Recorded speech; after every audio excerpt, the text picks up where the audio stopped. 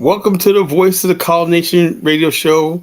Hello, undesirables. How y'all doing out there in Call Land? This is the chief host of College Genesis, guiding you through another exciting conversation, stimulating debate.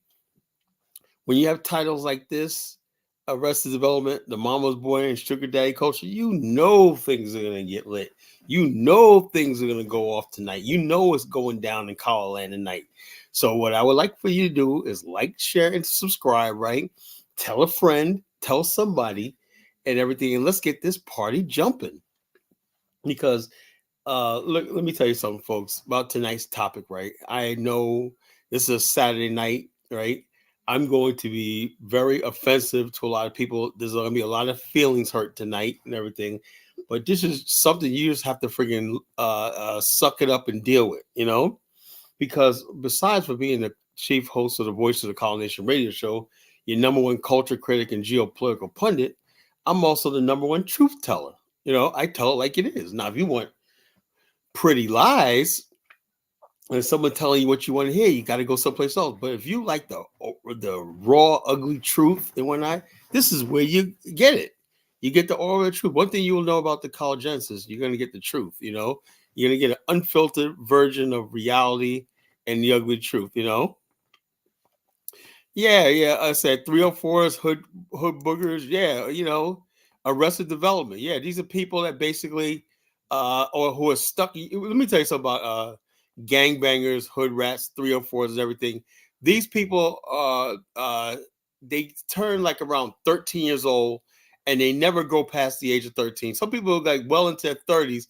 Their peak of their thing. I think boys like 15, girls like 13. So when a girl's 13, that's when like she realized she's cute and everything. Everybody thinks she's cute and everything like that. So she knows how to charm her way through society. Like, same thing in Black America, like any place else. Little 13-year-old girl knows she's cute and she's innocent. She can get away with everything and everything. She has no responsibility and everything. So what happens is you have women who think they're going to be cute for the rest of their life. Or you think women would, you see women never grow up. They'll be like 30 or 40 years old. They still think they're 13, a teenage girl, you know, walking around giggling and acting stupid all the time and everything like that. That's what I mean by arrested development. And you got dudes out there who, like, you know, they're grown ass boys and they never become men, you know, and it translates to how we view politics, everything, you know. Why do you think you got grown ass people whose political, a serious political conversation is somebody thinking they're going to get a big payout check from the federal government? That's friggin' childish, you know, foolish and childish. And foolishness and childishness is the order of the day in Black America for the most part, you know. So we're going to talk about that tonight, you know, and because this the reason why I did this topic tonight is because Dollar Bill and I had this argument last night, a debate last night about maturity in Black America, and I said that look, my observation about Africans is, you know, they mature faster or better than Black America. So it's just the truth. We have our good qualities and everything like that, but as far as like maturity, Africans and other people take their life seriously at an early age and they prepare for life at an early age. Black people, it's like, damn, you're 30 years old, and then next thing you know, oh, he got his life together. Well, goddamn, the nigga's 35 and shit like that. He finally getting his goddamn life together. You know, it's just conversations that you would have in other cultures when somebody's 13 and 14, when they're going through puberty and everything. Black people in America, have to tell them in their 20s, 25 and everything. Why is you got to tell Black people it's not cool to celebrate Big Meech? That's not a big deal about him getting out of jail and stuff like that. That's nothing to celebrate. But yeah, you got goofy ass LeBron James, you know, damn near a billionaire, talking about welcome home, Big Meech, and that. Oh yeah, see, you see what I mean by the perpetual child, the perpetual kid. You know, it all translates to what type of music you listen to, who do you consider your icons, everything like that. So the bottom line is it's a perpetual childhood and the arrested development of our people in America and everything. And what it really comes down to is the fact that our people don't have any power, you know, not having any power or any responsibility when that creates creates an arrested development in our people, you know. And like I said, I'll tell anybody that my first impressions of Africans is this: When I first got off the plane in Liberia, the very first night I was in Liberia 3 years ago, right? I went down to, I said, I want to see the ocean. I was always known about the Liberian Ocean and the coastal, because I wrote about it and everything like that, you know. And then we got the exception to the rule is you got Elvis over here talking about meat is socially relevant to hip hop culture. You know, that's something that friggin' somebody who spent too much time in America would say. You know, Elvis. You know, moronic comic like that. That's somebody basically who's gotten hooked up in American culture. That's why he thinks the way he does. You know. But I said my first experience when I got to Liberia, the very first night I was there, I remember, I'll never forget it. By the time we got from the airport all the way to Congo Town, it was like 12 o'clock at night. Well, actually, it was 12 o'clock. It was 12 o'clock U.S. time. It was 12 o'clock their time, Liberian time or not. But the way I left and everything like that, it just took 4 hours away. So I got, even though it was 12 o'clock their time, right? But it was actually like around 4 o'clock in the morning U.S. time, something like that, you know? I said, let's go to the beach, right? Now, one thing I noticed is that the kids are there are so respectful. When they see adults and whatnot, we're walking down a dark alley and everything like that. I never felt more safe in my life. And the kids, when they see you walking up and whatnot, they're quiet. They let you pass, and then they start talking again. And then we went to the beach, right? I said, I wanted to see the ocean, right? Hear the ocean. You can hear the thundering ocean crashing. You know, nothing like it in the world. You go to Liberia, you go to the beach, you know, in the area, Congo Town area. That's the best way to see the beach, you know, Congo Town and everything like that. Anyway, I'm seeing kids is 9, 10 years old digging, putting sand in bags. And I asked the kid, what are you doing out here this time of night filling bags of sand? The kid was like, well, we got to pay for our school fees. The kids are out there late at night filling bags of sand to give to the Chinese that buy the sand from them to pay for school fees. That was my first impression of African children, African youth, you know? So please, I don't want to hear this nonsense about Black American kids are the same thing. No, they're not. Kids are on the street corner in Monrovia selling bags of peanuts, selling fruit, not to go out there and buy latest clothes, but to pay for their friggin' school fees. You know, here we got education that's free, books that's free, libraries on every corner, and people still reject education and everything. By the fact of the matter is, with the conversations I have with the average Black person in America, most people have never read a fucking book through and through. So basically, everybody knows by now, I love Black America. I'm African American, but I am not going to sit back and cape for Black America's ignorance anymore. I'm not going to do it. I'm saying, so this. G said, Carl, they're forced to do that because of survival mode. Oh, yeah, I know that. That's survival mode. Black America is not in survival mode. So if they're not in survival mode, how the heck you think somebody's going to take you seriously about asking for damn reparations? You know, it's a joke. The whole Black political cultural landscape is a friggin' joke. You know, and the bottom line, yeah, that's right. They don't glorify selling drugs and gangs and stuff like that. You know, it's just ridiculous. You know, what we allowed ourselves to be in this culture called America. It's a ridiculous. It's unexcusable. You know, and I'm not going to excuse it no more. And a lot of criticism about Black America that a lot of Africans and everybody else have is legitimate. You know, even though they may not understand the context of their criticism. But a lot of stuff they say, they're absolutely right. We don't take advantage of opportunity that's right in front. That's just obvious. That's not just somebody being mean. That's just the truth. You know, a lot of problems that we basically have in this country, we bring on ourselves, you know. And I don't buy that, G. You know, look, I'm a product of the same education system, but you know the thing different from me is in my house we had encyclopedias. And I used to always go to a library. I read books and whatnot. I read more and beyond my education. I didn't really get anything out of American school, just what I need to pass tests and everything. Most of my education about history came from a thirst, a lust for knowledge, a quest for knowledge. You know, I've always been like that. I could not, when I was 10 years old, I read my encyclopedias from A to Z.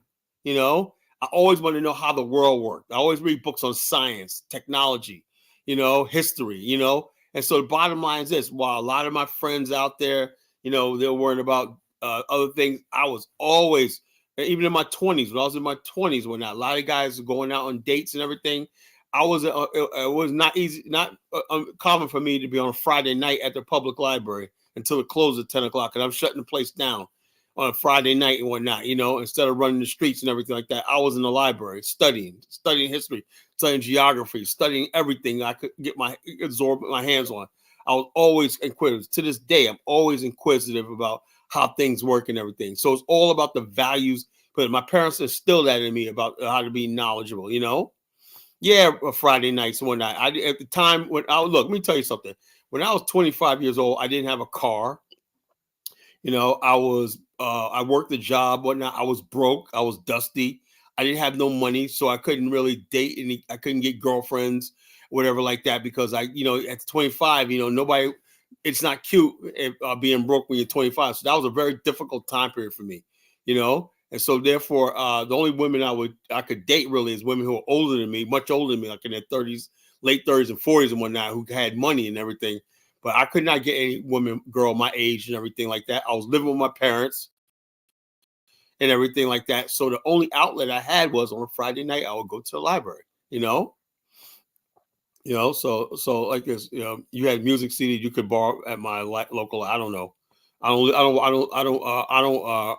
read CDs when it comes to books and everything. I read books. I like turning pages and reading books. I don't watch CDs. So I don't know where you're going with that. But tonight's topic is about arrested development. Arrested development. Arrested development is simply the basic, the not maturing and not developing, and development has been arrested.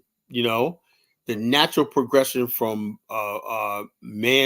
boys to men, girls to womanhood is arrested when the person stays in a constant state of childhood, and you can see it right now in our culture.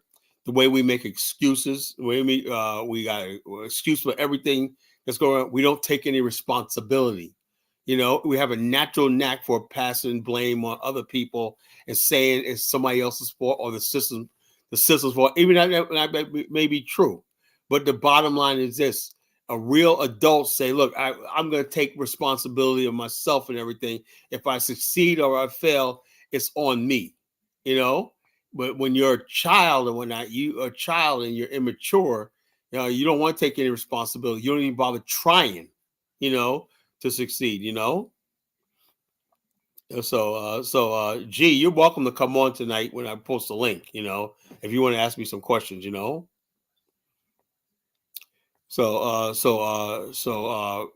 you can have a conversation with me. If we disagree, that's fine, But I make my case that I'm trying to make it is that and Black American culture is arrested development, and the reason why is because we chose to be in America, knowing fully well that we do not control the context of this society. There's never been a treaty. We've never consented to be governed in this society. We never said we're going to become American. It was something imposed upon us, and so therefore, we were given no responsibility in this country and everything other than just to exist and stay out of the white man's way. That was it. There was no big treaty, saying Black people we're now going to be part of this United States, signed in the declaration of this, blah blah. Never, So therefore, like if you're an adult and you're in a relationship, they say of sound mind, I bequeath of sound mind and body. Can you actually tell me that Black people consented to what we're going through in America of sound mind and body? No, our development was arrested, right? America was something that was imposed upon us. We never asked to be brought here, and we never really wanted to be a part of this society and everything. It's something we just made the best of, and people don't want to understand that simple fact, simple fact. The African immigrant, the Black immigrant is different because they came here voluntarily. They came, they know why they're here. They know the struggle back in their own country, right? So when they come here, they take the opportunities here very, very seriously, and they don't have the same vitriol towards white America and America that we do, So therefore, yes, there is a difference between Africans and African Americans. It's completely different. I know when I'm talking to an African brother. I know when I'm talking to an African American. Two completely different things. We're not the same. So when somebody says, "Oh, I'm an African," and when I understand what he's talking about, yeah, I understand I'm African by descent and everything like that. But when you say I'm African, that's a specific experience and being that I'm not a part of, because I didn't come here voluntarily. I wasn't born on the continent, right?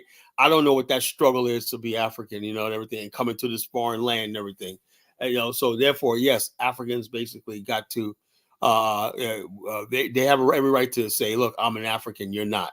They have every right to say that, because we're not part of that struggle that they are, that struggle, that heritage, you know. So tonight we're going to be really digging into this topic of arrested development. Why is it that many of our people can, just don't want to grow up? I don't. Like I said, not. I'm gonna tell you something. I'm not talking about pointing the finger at all Black America. Not that's another thing. I'm just talking about a specific behavior that we don't call out. And we don't call out. And the bottom line is that everybody has a person in their family, that what I'm just saying fits that mold. And that becomes the representation of what we are. And the bottom line is, because we don't basically say anything about it, right? These people, the culture of Black America becomes arrested, How is it that Black people are real intelligent people, but when you look at who we vote for, what we vote for and everything, we're just so friggin' childish and so silly. Why is it that we're not mature politically in America? Why is that? Why is it that we get nothing? We have no real tangible success collectively. Individually, yes. Collectively, there's nothing tangible. You mean tell me 45 million people don't have an agenda, or don't have interests that they want to protect and say expand upon and stuff like that, that they could negotiate the political establishment with? You tell me 45 million people are so divided and everything like that, we can't come on the same page to get something done, like the Koreans, the Asians, and the Jews, and everybody else. Where's our maturity level? Where's our maturity level? And so that's what we're talking about tonight, folks. And also, I want to talk about something very profound, right? There's this thing called, the term is called defamation. Okay. I believe Black America, right, it's time for us to form the African American Anti-Defamation League. I really do believe that.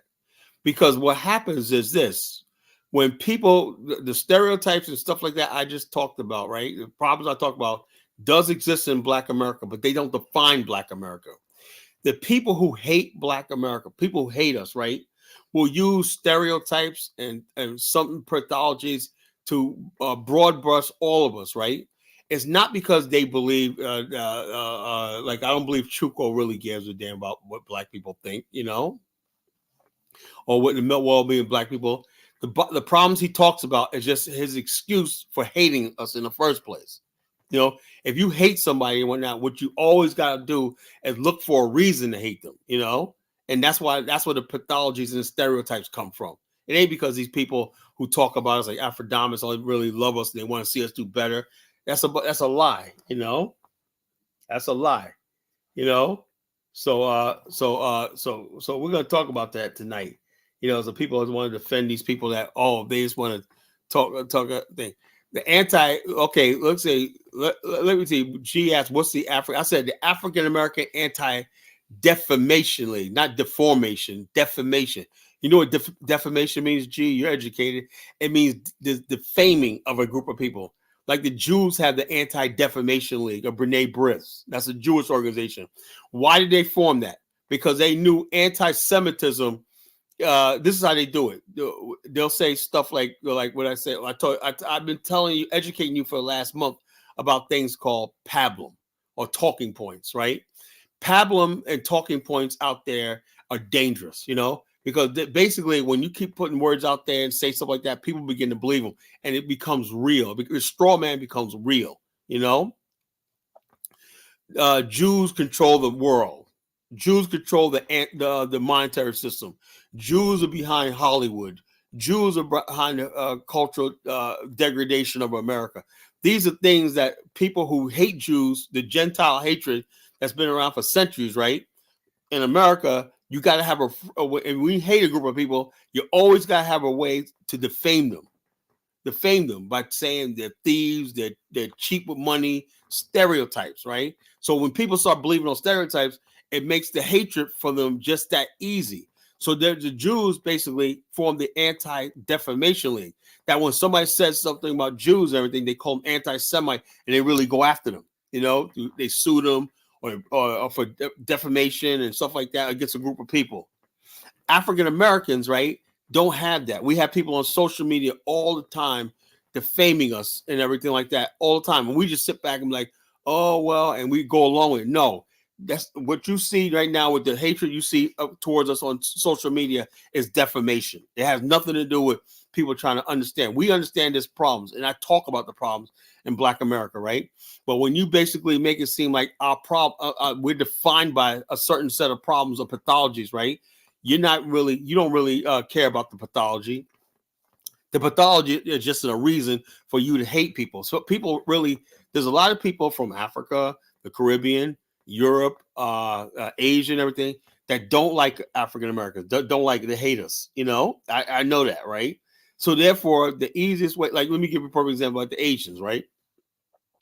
The Asians' defamation was against Black people was that they're being discriminated against by less qualified Blacks to get in school, even though we found out now that wasn't the case, But the Asians, to hate on Black people, they had to have a reason.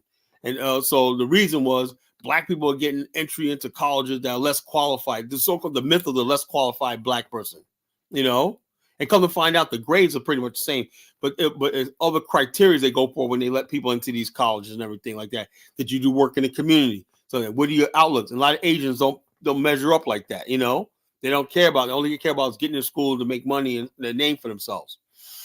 But they put it like the Asians defamed Black America so much that they won the case against Black people in the Supreme Court. That's what I mean by defamation. We let defamation go to the point where you can destroy a group of people by defaming them. So like I said, we need to have an African American Anti-Defamation League. When somebody says something against us and everything like that and whatnot, we have to basically sue them, haul them in the court, find out who they're getting paid by, make their life freaking hell.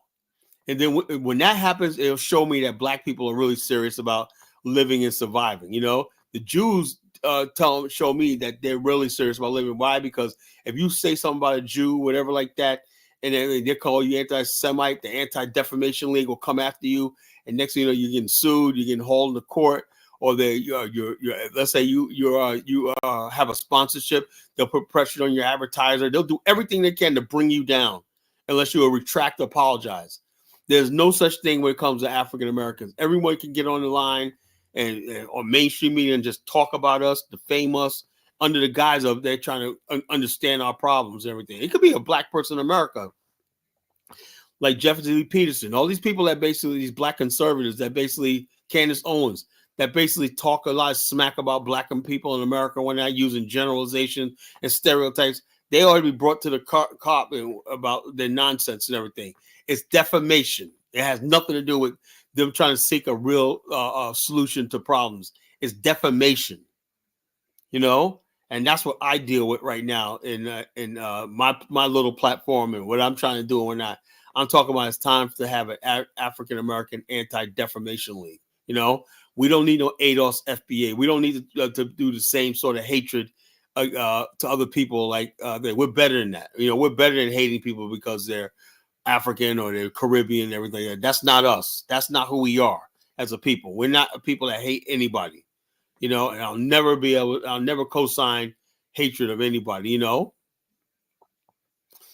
I have freedom of expression. I don't know. There's a difference between freedom of expression and basically defamation.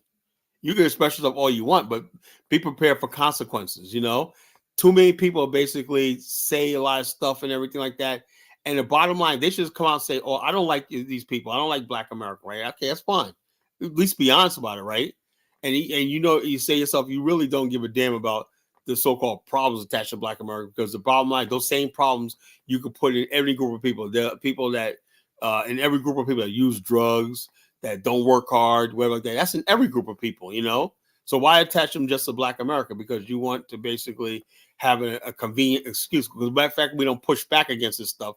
That's why I'm disappointed in people like O'Shea Duke Jackson. Instead of him saying, "Look, wait a minute, those stereotypes are a lie," he goes along with them. I don't know what his fucking problem is. He goes along. He don't fight against stereotypes and whatnot among his own people. Dinosaur neither. But so the bottom line is this: Brandon don't too. So when you let stereotypes ride and everything like that, you're doing your people a disservice.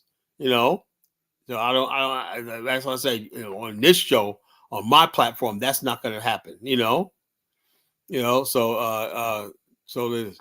Audrey said Africans and don't hate Black men. Yes, they do. Yes, they do. Yes, they do. Africans and Caribbeans hate us. They hate Black America. So they hate Black America. They came here with that hate in their heart. And I don't know why, whatever like that, but we don't hate anybody. Black people in America don't hate anybody. The AOS FBA movement don't speak for us. But people come over here and the first thing they say is, "Oh, I was told to stay away from you, Black people in America." That's hatred. That's hatred. I want to stay away from Black America. Blah, blah, blah, blah, blah, that's hatred. So bottom line, we have to deal with that. Black people in America, Black America, we have to deal with the fact that there's people that just don't like us. Once you accept that fact that these people don't like us and everything like that, but we will never turn into them. We'll never be like them. We're better than that. So which one? Audrey, I'm sorry. Sorry, I don't buy that crap that people are treating them like this. Black women always go to African owned beauty salons in here in America. Show me anywhere where an African was beaten or killed by an African American in a bias incident. Never happened. Never happened. But there was an Ethiopian man that was killed in 1987 that was killed by skinheads in Portland, Oregon. No such thing ever happened with Black Americans killing an African. And so therefore, they always finding Africans killed in America, right? Killed by white supremacists and everything. There's never been an incident of African American, maybe in a gang related something or criminal or whatever. Like there's never been any racial or ethnic violence towards African immigrants by African Americans. It just never happened. That's why I'm tired of hearing about people talking about how bad they were treated by African Americans. African Americans, we treat each other bad sometimes. We say things to each other, Yeah, I remember that murder in Portland, Oregon, man. They said, we just saw a Black man. He was an Ethiopian immigrant and everything. He was an Ethiopian immigrant minding his business at a bus stop, and some skinheads rolled up on him and killed him, No Black person in America has ever done that, So I don't buy. Look, I'm pushing back against this nonsense, these lies people keep saying about Black America. People just hate Black America. Just say you don't like us. That's fine. Hey, look, I don't have no problem with that. You hate us. That's fine. I have no idea what we've done to Nigerians, what we've done to all these people and everything like that. I have no idea. But that's not my problem. That's not my problem with that. But I will tell you one thing: I will never condone hatred of another group of people, particularly another group of Black people. To me, Black people from Africa, whoever, are always welcomed among us and everything like that. If they show respect and everything like that, hey, you're always welcome among us. I am not Tariq Nasheed. I am not no ADOS FBA nonsense and everything like that. I don't believe in that. So I'm not going to stoop down to their level. If you believe Africans and Caribbeans are that way, why stoop down to their level? We're better than that. We are better than that. We got to be the bigger person.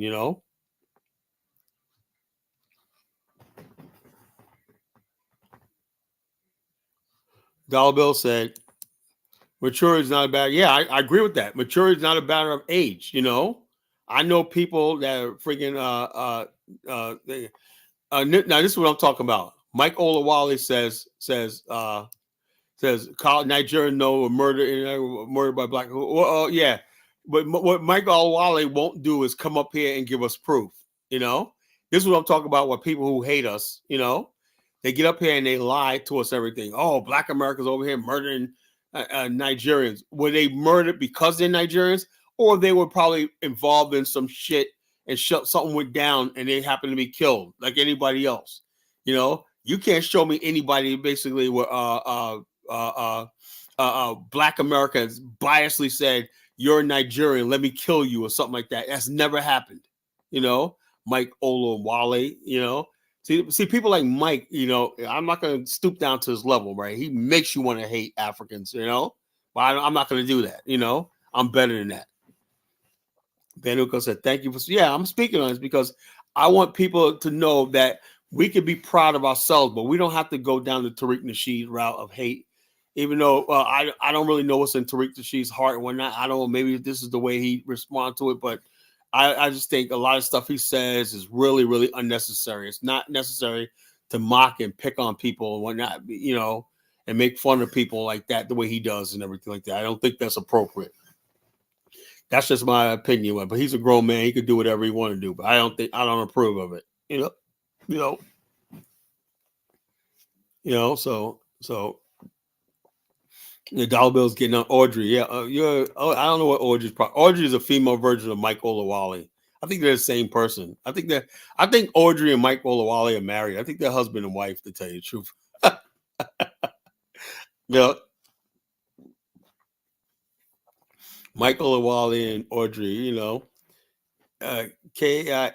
Mike Olawale and Audrey sitting in the tree. Kissing. First comes love, then comes marriage, then comes Mike and the baby with the baby carriage. Leave my sis Audrey alone. You know, but she started with a friggin' thing, you know. Oh, look, Mike, man, you know, I personally got almost murdered. Mike, could it be basically that you keep hanging out in the hood, that you keep messing with the wrong people, the wrong thing? I never almost got murdered in them. You know, I also the bottom line, I almost got murdered by Black Americans several times. How you still alive then? You know.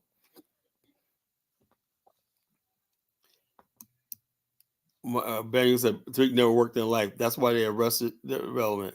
Just like Marcel Dixon. Oh yeah, look at those shit. Yeah, like I said, all these people are basically these grifters that you find online. I take what they say with a grain of fucking salt. You know, all these people are trying to monetize their platforms and make money. And when you just gotta understand the damage they're doing and whatnot and everything like that, because I'm not gonna sit here and basically talk about my great Nigerian people and the great people of Nigeria and judge them by an idiot like Mike Olawale. I'm not gonna do it. You know, I'm not gonna do it.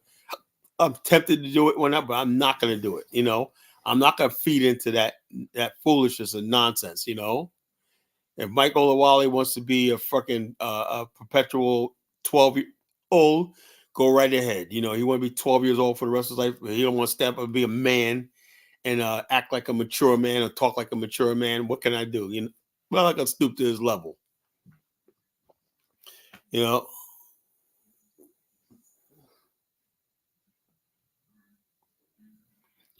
So I put the link in the chat room. Anybody want to call in and chime in on this topic? You know. Yeah, I said Mike and Audrey sitting in the tree. Kissing. First comes love. Then comes marriage. Then comes Mike get the baby carriage, sucking his thumb, wiping his pants. Then come Mike in the Hulu dance. Little nursery rhymes we used to sing back in the days. What's up, Kyla? What's happening, man? Dollar Bill and Wise Man. What's up? And everything like that. So, you know, good to hear from you, brothers, man. What's on your mind? Let's start with Dollar Bill. What's happening, brothers? What's I'm enjoying it, man, because it comes out of the, you know, so I'm going to try to get a little clarification. When I talk about maturity, right, I'm talking about like Mike Omawali, he's still not mature. Zongo's He's not mature. Yeah. So what I'm saying is I'm not trying to downplay that people who live in third world countries, right, and come to America or even in the places where they live are forced to deal with the harshness realities because they don't have any social safety nets. They don't have a childhood, you know. That's the Right. sad part about it. They don't have a childhood. So I mean, I can understand that. So if you're going to say that, then I agree with you in that respect. But even, you know, there I forgot the psychologist that said, and I can do it even when my age, even when you have a force to be an adult at an early age, you develop an immaturity later on in life. Yeah, it's called midlife crisis. Yeah. So I see these people who, you know, who might have had to do certain things that Americans didn't do, but like Zongo, they're still perpetual children, Mm-hmm. right? So you could be in one area, you could be mature, like Mm-hmm. collecting school fees and stuff like that, and traveling to America or going to Europe.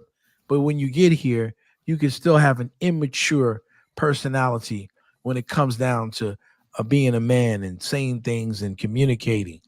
So in one respect, it kind of evens itself out, right? Yeah. So I'm not saying that you're wrong, because you know we have a lot of social situations now. I just think about my life. I think about my children. I know my daughter is much more mature than my son is, right? Even though they're 3 years apart, Mm-hmm. I find her to be a little more mature than he is. But you know, it's I always, you know, tell their mother that it's how you raise children too. Sometimes we raise our daughters to be different than the way we raise our boys, right? Mm-hmm. And so a lot of times, because of our situation here in America, a lot of our women tend to pamper our boys, okay, Yeah. and they get scared for our boys because they're afraid of what white society might do to them. So they'll You see treat that their one daughters differently. video where the guy was basically he had a 29-year-old stepson in the house. He's sitting there in his underwear at and he said, "Look, man, I'm sick of you walking around. When are you gonna get your own place?" Then the mother comes in. Well, you want to go before he goes and whatnot. 29 years old. You seen that TikTok video? I haven't, but I can, you know, I'm gonna try to listen. find it, man. That's what else is funny. The guy was like, "Look, I pay all the bills and whatnot." He said, "I just when is he gonna get out of the house and get on his own?" Well, he gonna stay. He'll stay as long as I want. The mother telling Yeah, him like he can stay as long as I want. That's my son and whatnot. Blah blah blah. And so what I'm saying is, you know, only it's not just nothing against just black people. It's America in general. You know, right? of You course. know, it's American culture in general. And I noticed that when I used to have friends from Europe and stuff like that, and they used to be like, you know, they'd be like, you know, in their 20s or whatnot, they basically are so freaking far advanced about what they think of life and everything. And they think the average American partying every time and the stuff we worry about when they watch American culture, like that's what y'all concerned about. We're worried about goddamn, you know, a war might break out in my country or, you know what I'm saying? Well, if you go out and you travel, right, you'll see 18-year-old girls. I remember the first time I went on a cruise, I saw 18-year-old girls on adult cruises. Like their family just sends them out. Right, right. Europeans, 18 years old, they're like, "Oh, go see the world."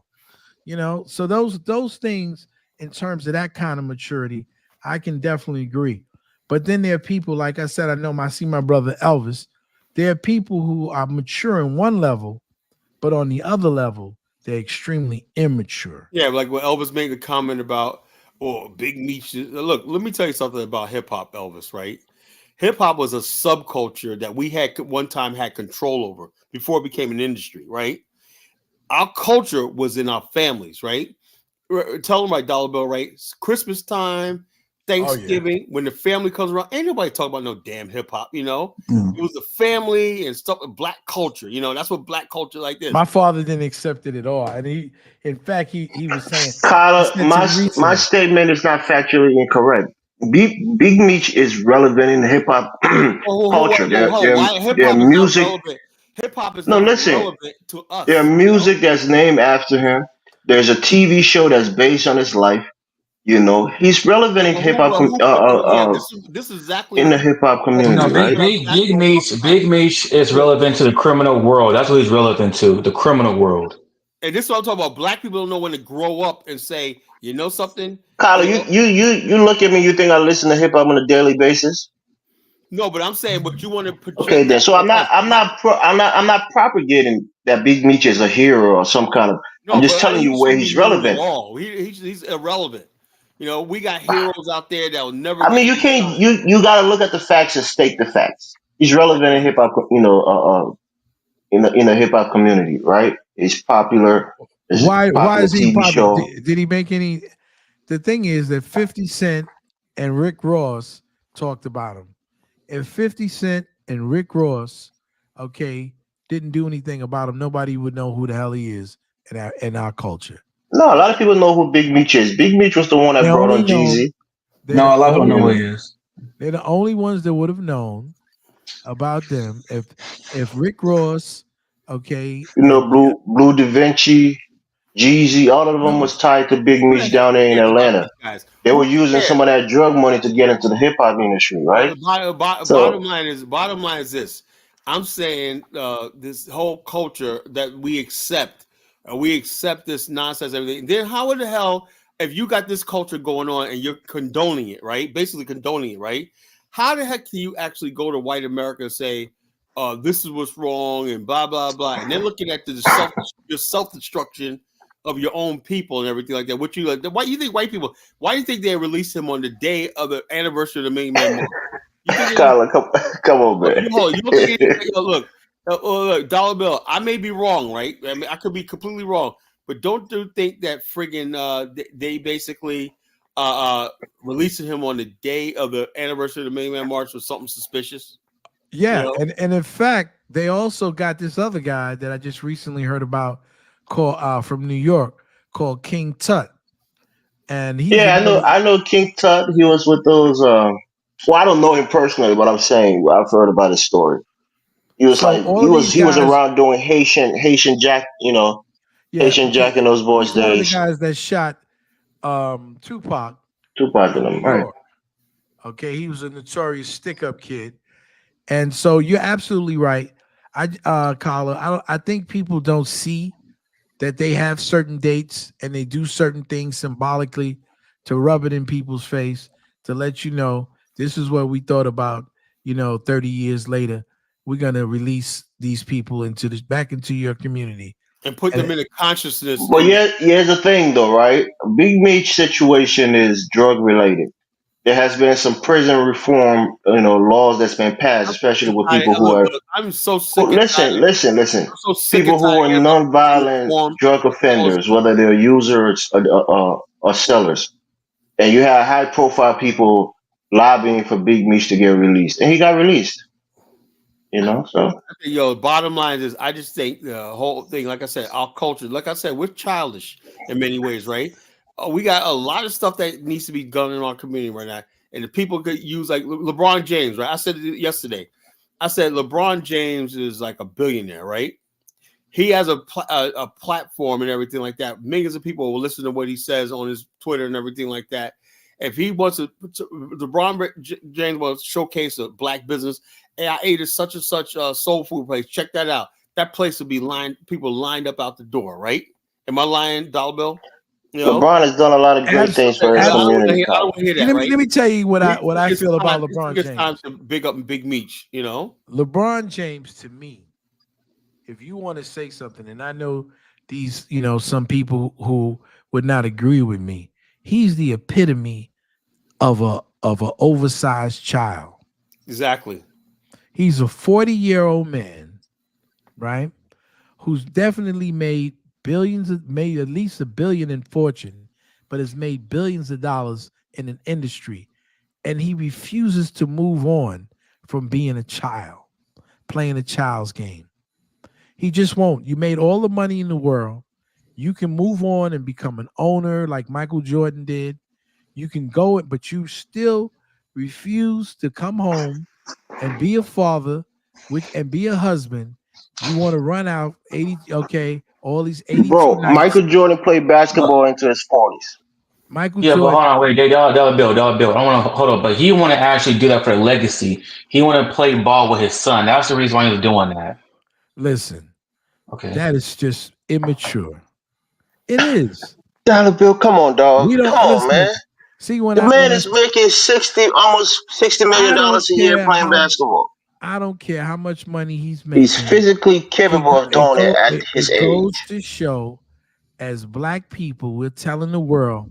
Do you know that white people who are making more than that and they don't have a basketball? Yeah, because they don't have the talent to play for No, but athletics, bro. they want signing the checks. Look, the only Exactly. downside I'll give you, right? The only downside I'll give you on LeBron James. He's a good family man. This is not a downside, right? But the only thing I would say is maybe he's been educated through, experiences. But he didn't go to college. He didn't get that Yeah. college degree. Listen, He okay, didn't I got this get to the say. I got higher this to say. education. Hey, Elvis, But hold on. outside of that, I think LeBron is a standard black man. We should all applaud him for carrying himself the way he No, carries hold himself. on, hold on. but Kala, My whole thing is, He's not a so revolutionary. when He's he not made, Marcus hold on, Garvey. He's not Martin Luther King. hold But in on, his own weak ways, he's done great things for black people and made us yeah, proud. but hold on. Well, let me ask you a question, Elvis. Right, this is another thing.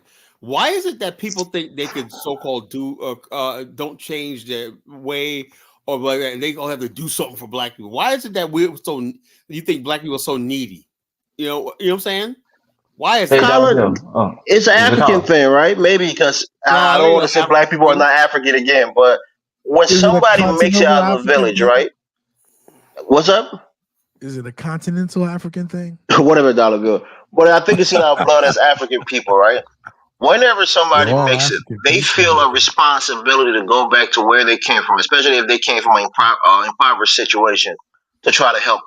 But If No, that's it's not not, what I'm saying. I have no. I look. I and I have think no. he did the best thing he could do, which is giving out scholarships, making sure that those who are not athletically gifted can get an education, Oh, that hold can on, have that's a decent beautiful. school environment. Those are good things. That's beautiful. That's beautiful. But I'm saying Michael like, Jordan hold on, invested his money in prison, bro. hold on. LeBron Let me say so, Elvis. Right, invested in schools. Hey, Kala. Elvis. Let me say this. Okay, that's beautiful and everything like that. But if he has students that go his LeBron James school, whatever like that, the bottom line, they listen to every word he says, right? When he put out a tweet talking about welcome home, Big Meech, whatnot, right? That's a conflicting message, you know. Look, like I told you about being lukewarm. I'd rather Dude spent 17 years in prison, Carla. He paid his due. hold They on. gave You him a didn't say 30-year anything. sentence for drug dealing. Let me That's say, you're overkill for LeBron. me. You're LeBron James. Millions of kids look up And to he you deserved it. like that. You know, why would you put a tweet out like that? You know, Because Kala. LeBron is a part of the hip hop community, Carla. He's friends with Jay-Z. LeBron He's friends with a lot of these I'm hip sick hop and guys. tired of people using hip hop to friggin' do stupid stuff and say he's it's a hip hop. You perpetual know, child. Kala, I got a He's a question. Okay. perpetual child. I don't care how You much guys are money he hating has. hard on LeBron, man. Okay, we're not Kala. hating You hard. gotta give the brother more props. We didn't tell him to put out that tweet. He He's a said, "Welcome child. home, Big Meech." What does Oh, that he mean? didn't Does that say mean he anything. He didn't say condones anything. his drug dealing? You know when people that got let me give you a perfect example I'm talking about. Samuel L. Jackson went to Ghana, right? The year of return, right?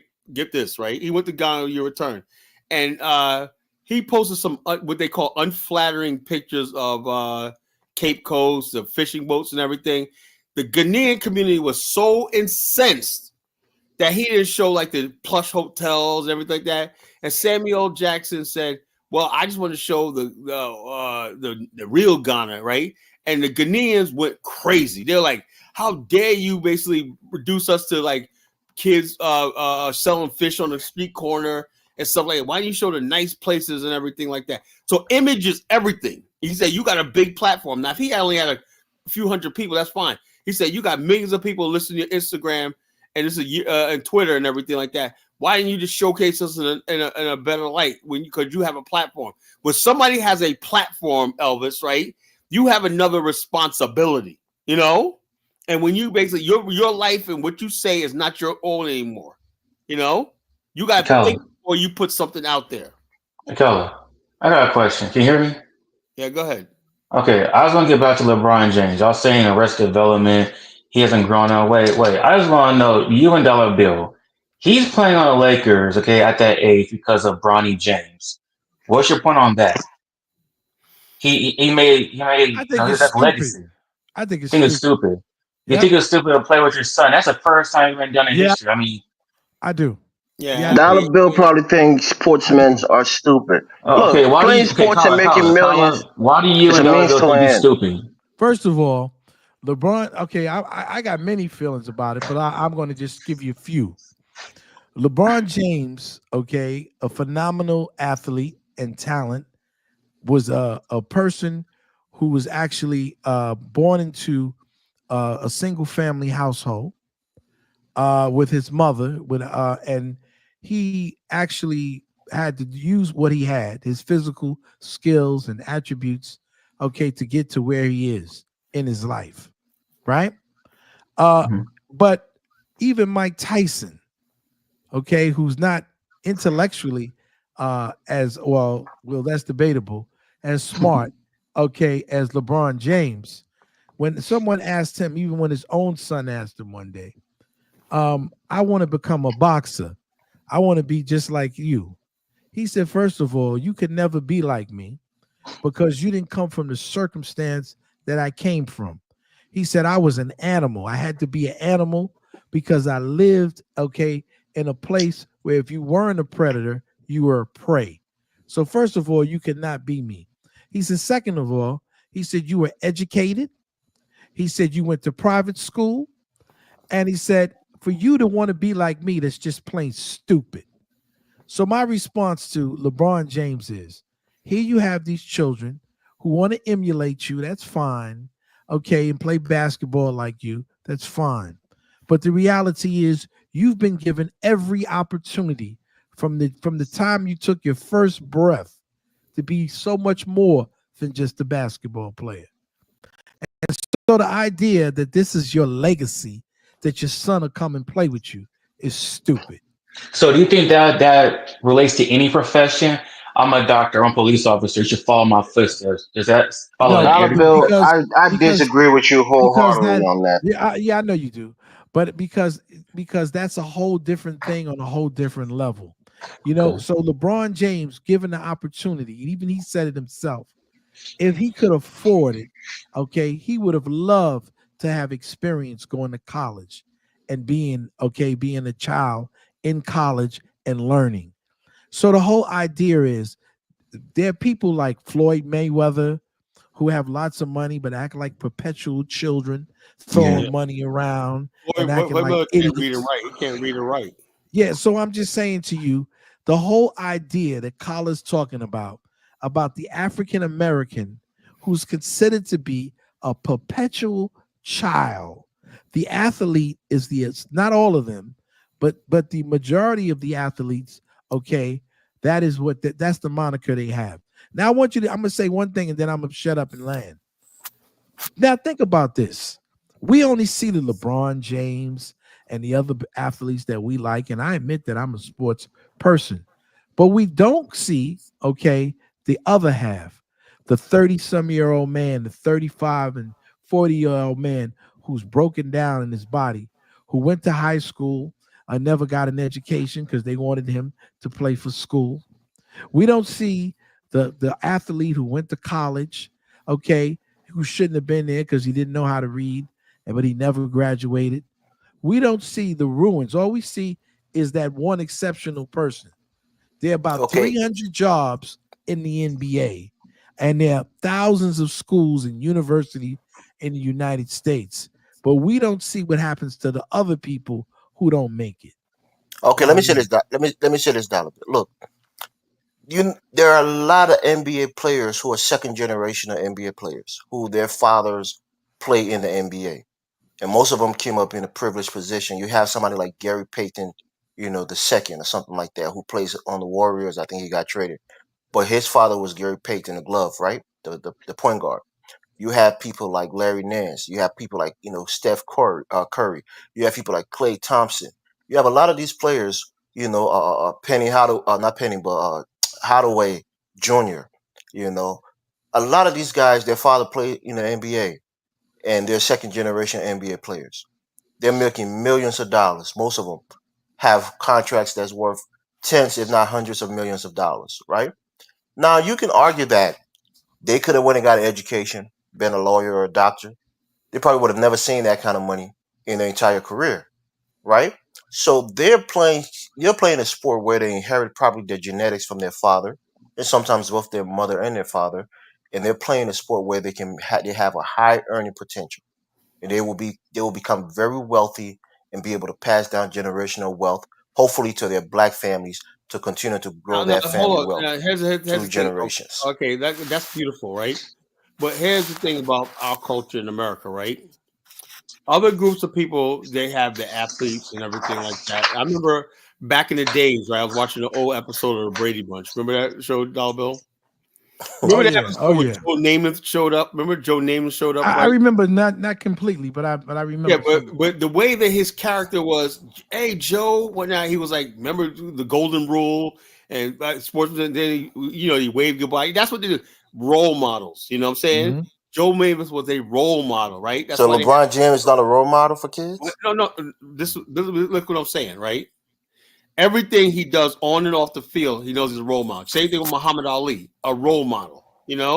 A role model. They understood you have. Do you know that Babe Ruth was almost kicked off the Yankees? Why? Because it got around that he was going out there partying and drinking. Babe Ruth used to go up to Harlem, mess with sisters.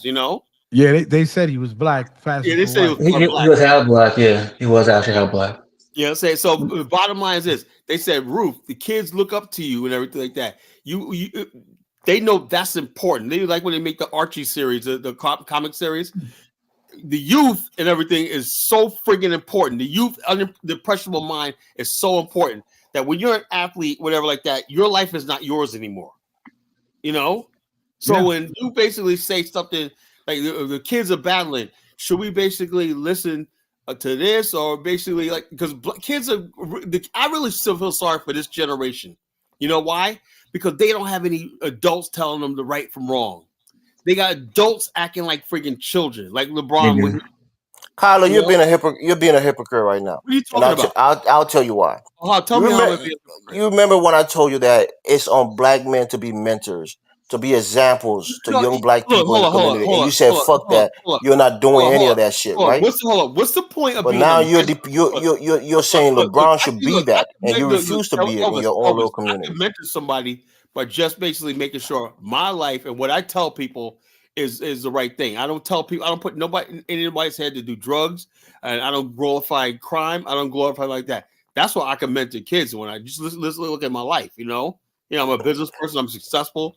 Everything. LeBron is a businessman. He's successful, highly way more successful than you are. What more do you want? You're telling. Now hold up. Just because I don't go in there and do a lot of stuff, which I should be doing, and I definitely want to do that one day when I got a program. And something, what I won't do, Elvis, I will not lead somebody and say I'm a mentor, but just to make myself look good. When I get ready to mentor somebody and I start doing stuff like that, it's because I know that I'm going to make a difference in that kid's life and I can point them into the right direction. Until that, I'm not doing anything, because I'm so sick and tired. So here's the difference here, Colin. LeBron has put many kids through college. Oh yeah, but hold on. Just hold on for a second. Let me finish my statement. It was canceled out by. No. That's why I disagree. Let me finish my point. Right. He's put a lot of kids through high school, through college. He's made all of his friends around him multimillionaires. He sent his friend Rich Paul to college to get a degree. Well, that became his agent. That gives him the right to. I'm telling you, he's a net positive influence on the black people that is around him. Hold up. All right, saying welcome home, Big Meech. Did Big Meech kill somebody? Did he murder somebody? Did he go to jail for rape? He went to jail for selling drugs. Yes, it's bad, but it's not the worst thing that many black people do. What did I tell you the other night? Elvis, I think you out of your realm. Check this out. I tell you the other night. I said the most. What does that mean, Dollar Bill? Hold up. Let me say this. The most important event in our history, our time, was that Million Man March. LeBron James, if he would have said, "Yeah, well, thank you, congratulations on the 29th anniversary of the Million Man March. Stay strong, brother," something like that. The Million Man March didn't tangibly give black people anything. Oh, really? It was just a show of force. It didn't have any legislation that's long lasting. It didn't have any long lasting effects on black people. Most of the stuff you see right now in Black America, the businesses you see in Black America, that was because of the Million Man March. Yes. Oh my gosh. Yes. You know what it is, Elvis? People had businesses before the Million Man March, and they got businesses after. The idea that black men could stand together Before it was like they was told we're nothing but like I told you, it was a ploy for Farrakhan to show the white people that he got the black people No, it wasn't even about that. It was about black on a puppet screen. He could tell them be here by 2:00 and they would be there. The Million March was You guys reaffirmed his position in the black community in the eyes of the white man. So they kept going to him every time there was an issue. What do you think, Farrakhan? What do you think, Farrakhan? That's all it was. It wasn't anything that was. The media, the media may have played Farrakhan up or not, but to us, right, that the participating in the Million March. No, say that again, Kyla. Say that again, because that's the point. The Million Man March played Farrakhan up.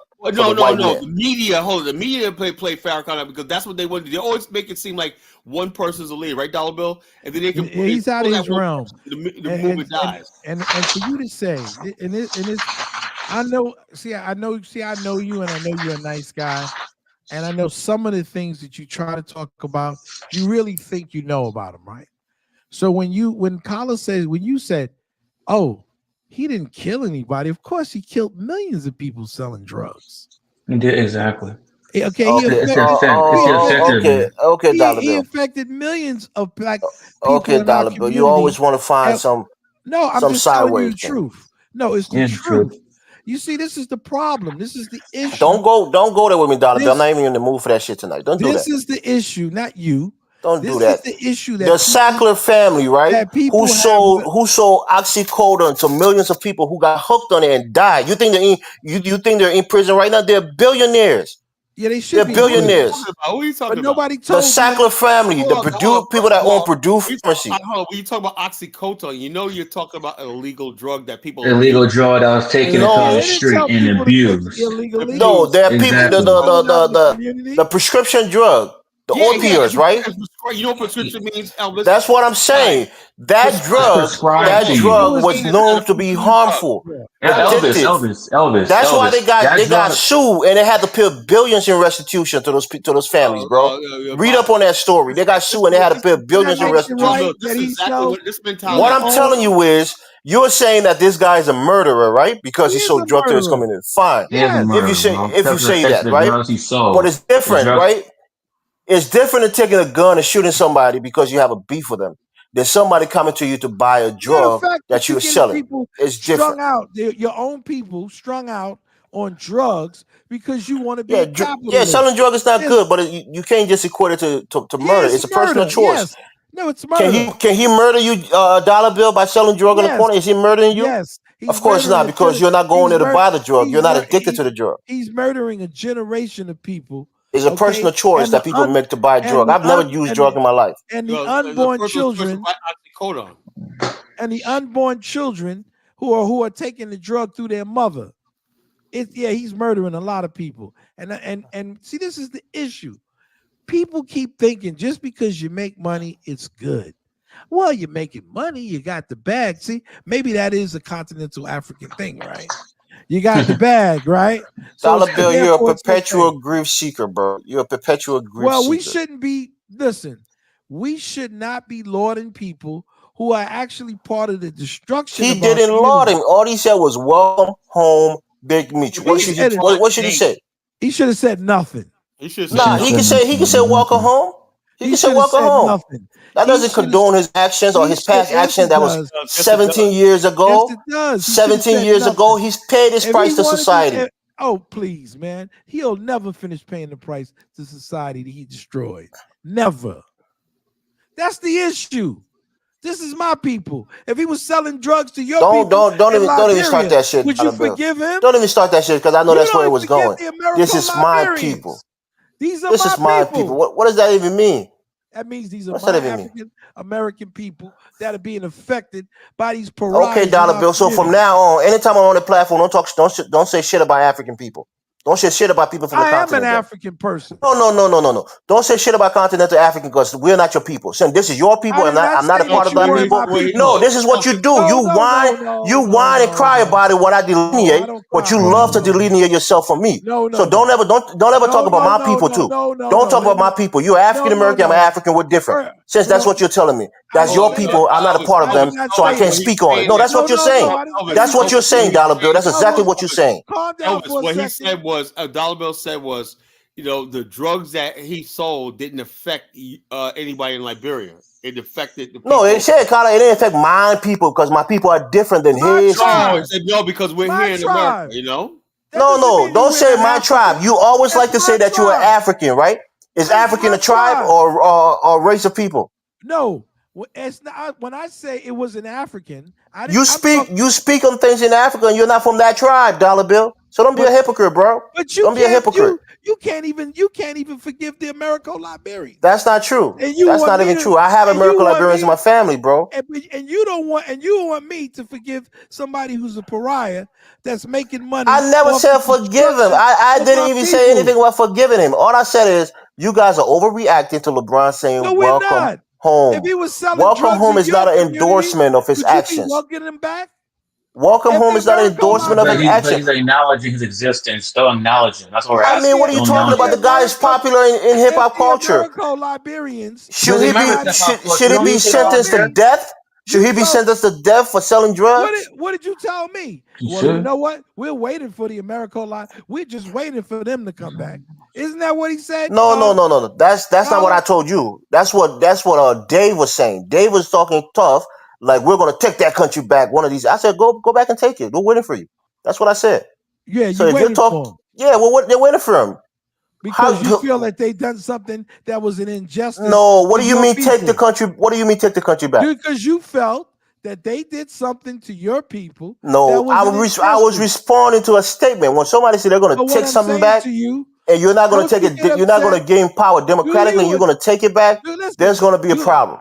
Listen, do you or do you not get upset when you feel that people, especially Americo-Liberians, had done a tremendous injustice to your people, okay, inside of the country? Black So America where'd is you not come allowed from? to feel anger and vengeance. You know, we're not You allowed to Dollar Bill, you love division, bro.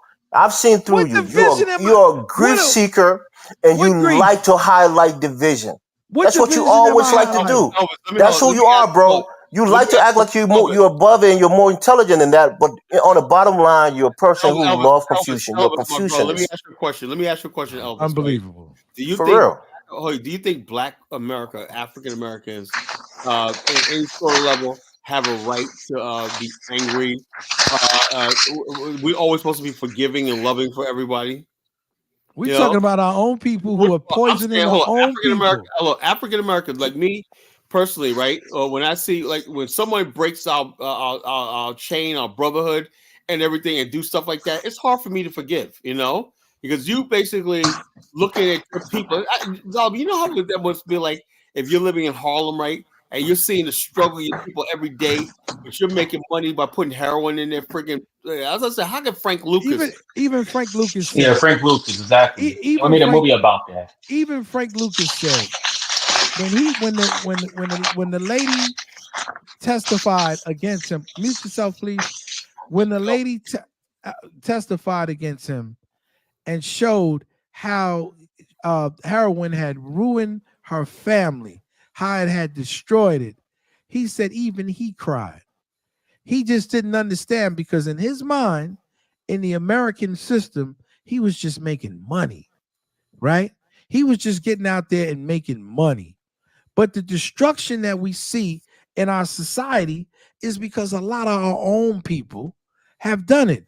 And so you can get angry with me and say that I'm making a division. You're not lauding people. These are people. You're not saying if someone came to Liberia and they had sold drugs for 20 years and made people get out there and do crack and do all kinds of stuff, that you would accept them back into your community. I'm sure you wouldn't. You wouldn't say, oh, that's just part of the Liberian community. You wouldn't do that. But because I'm an African American, that's where you you're want wrong. you want me to be a fool. And I That's refuse where you're wrong. to be. That's where you're wrong, Dollar Bill. I'm going to speak out like I speak out against Africans.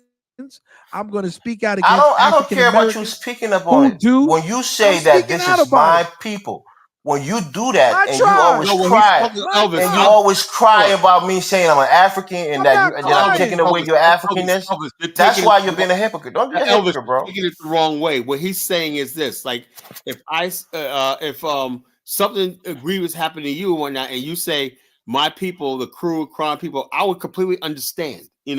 because I'm not going through that. But that's why we had a conversation yesterday, right, Colin? When I was telling Dollar Bill, when I say African, I'm not taking anything away from him. Drugs, but he doesn't like me to say that. But now he's saying my people. Elvis, the destruction in certain places like Chicago, Detroit, New York, and everything, because these guys decided to bring crack and drugs into the community, destroyed the fabric of a whole generation, and that to me is unforgivable, unforgivable. Now, I would say like this. Now, we always, for years, Elvis, listen to this very carefully. For years, we always put the blame on the so-called CIA, and we always put the blame on Reagan, the cracker. We never took any. This is the first time, probably on this show, that black men, Dollar Bill, myself, and Brother Wise are taking responsibility, saying no.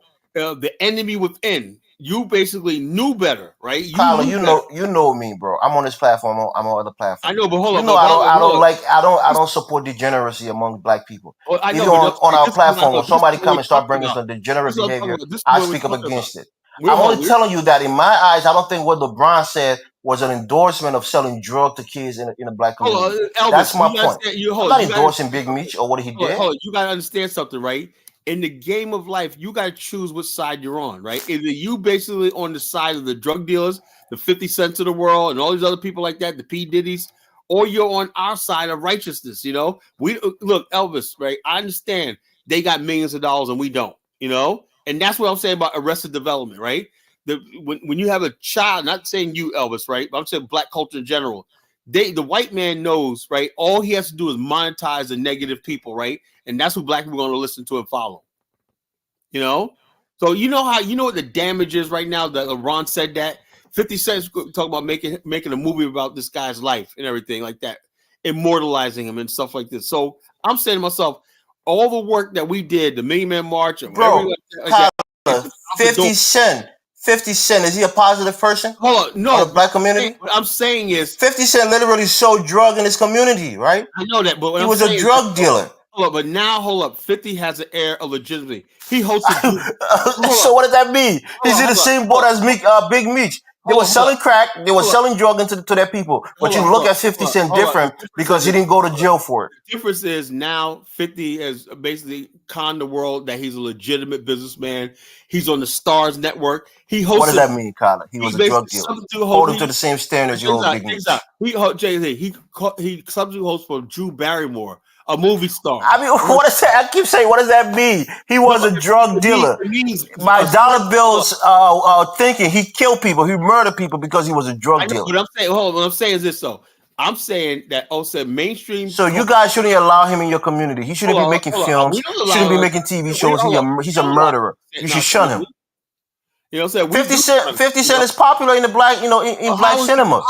He's making TV shows. He's making movies. He just built a studio, or he's building a studio down in Louisiana. He's doing a lot of things in that field. Like you saying, pornographers are glorified just because they make. I mean, 50 Cent is not a pornographer. He's not making porno movies. Black people watching 50 Cent? I like black people don't know. People watch Power. Power was a very popular show. That's a 50 Cent production, right? I never seen one episode. You got a white boy. The BMF TV series. He has a freaking white boy up there. He would branch off, got his own show. It's a corny episode. That Afari Hutchinson, whatever clown name is, he's a clown. And then Omari Hutchinson. He's a joke. And then you got the guy white. Colin, what are you watching tonight? It was very popular amongst black people. I never seen one freaking episode. Right. He had Power. He has Peanut from Power. Kanan, I think it's called. Yeah, the Big Meech based on BMF based on Big Meech. So 50 Cent is making a move in black cinema. Yeah, but the cinema that he is all self-destructive about black people. But you don't shun him, Dollar Bill. Yes, I do. You don't call him a murderer because he was selling drugs in South Jamaica, Queens. Yes, I do. He's from my neighborhood. We gave South Jamaica. Yes, I do. That's my neighborhood. Yes, I do. And he's part of the reason that you got continental Africans thinking the way they think about us, because they looking at power and believe that we're all drug dealers. They actually believe that stuff. That's why I said Mike Jones wants to say something. Who? Mike Jones. No, man, I had to get him. That's that FBA ADOS guy. He's just gonna get up here. But let Chantel come up. I think she got a lot to say. And I don't know if she's been trying to join the I'll tell chat you or what, maybe you need man. to post the link. Chantel better not say one thing. She says one thing about my wife. Carla, no, and she's not even talking about that. She's talking about you not speaking up for African Americans. Just a fair warning. My wife is not here to defend herself. When not anybody talks about my wife, they're gone. Yeah, we're not going to discuss none of your personal. I'm not going to deal with that shit no more. You know, Yeah, come up, Chantel. My wife. Don't talk about Carla's wife, and you're good. You know? That's out of line. Anyway, well, now I just lost my freaking train of thought talking about Chantel. I lost my train of thought. Where's Chantel? Lost my. Where are you, sister? Chantel's in the chat. I think she wants to get on me for talking about African Americans. She wants to get on Carla for talking shit about his own people. He got mad at me. Said I'm a misery merchant. Huh? Yeah, not a misery. You're a grief merchant. You like to go look for grief. I don't you like to bring division, but then you don't like to take it when I say I'm an African. What am I? Am I a Martian? What am I? Am I from Japan? Yeah. Listen, when I was particularly talking about my people, I was talking about my tribe. This guy comes from my tribe. Circumstance. And I don't like the fact that we big up people just because they make money or they legitimize themselves, because these people, the harm that they've done to the black community, in America, I don't care many years they spend in jail, they need to atone themselves to us and some of the stuff that they've done in the community. And so that's all I was saying. There's nothing wrong. It wasn't done to your community, right? A different kind of African. It wasn't done to the continental Africans, because you can't forgive other people. How can you get angry with me for being angry with somebody in my tribe? You're talking crazy right now. You say I can't forgive hold on, Elvis. Why would you even make that statement? Hold on, Elvis. He made a lot of sense. You got to understand something, Elvis, right? When we talk about the like I said, you guys, Africans and other people like that want Black America to take responsibility. What Dollar Bill just did is he took responsibility. He's saying we got bad actors in our community and whatnot. We're going to take responsibility doing that, right? Why? Because they defamed us, they destroyed our people, and they gave us a bad image. Right? That's taking responsibility, you know. Okay. And so that's what Dollar Bill is basically saying. He's taking responsibility over what happened to his people in this culture, in this day and age, or not. Now, it's not saying that. Again, I didn't endorse Big Meech. All I said is I didn't think what LeBron said was something that has taken away all of the good things that he did for his people. Hold on a second. Is he for it or against it? Let me say this something, sir. Why are you pinpointing me when yesterday I wasn't the only one talking about your wife? I know you ain't making it out that I'm jealous. I have no idea. All I know, I remember I was looking at this. No. It wasn't just me, but you pointed me out and checked me on. No, you said something about my wife was cheating or something like that. I remember that.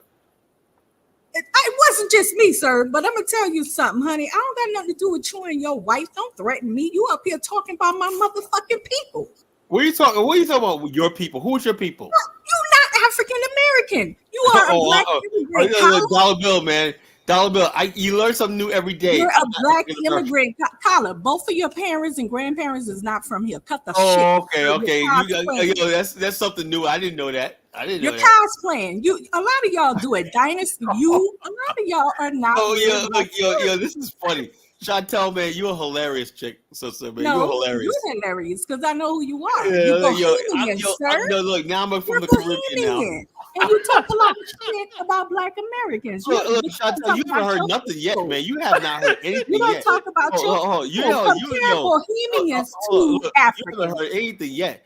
Look, I love compare Bohemians to Africans and leave my people the fuck alone. Look, things I know. I ain't worried about you and no motherfucking African woman. Let me say this, Chantel. Right? You don't ever address me like I'm jealous. Black people in America, Black America, know the real deal, sir. Black America, our development has been arrested. Address me like that. Like I'm that's why we could be 45 and we're still like we're 15. You know.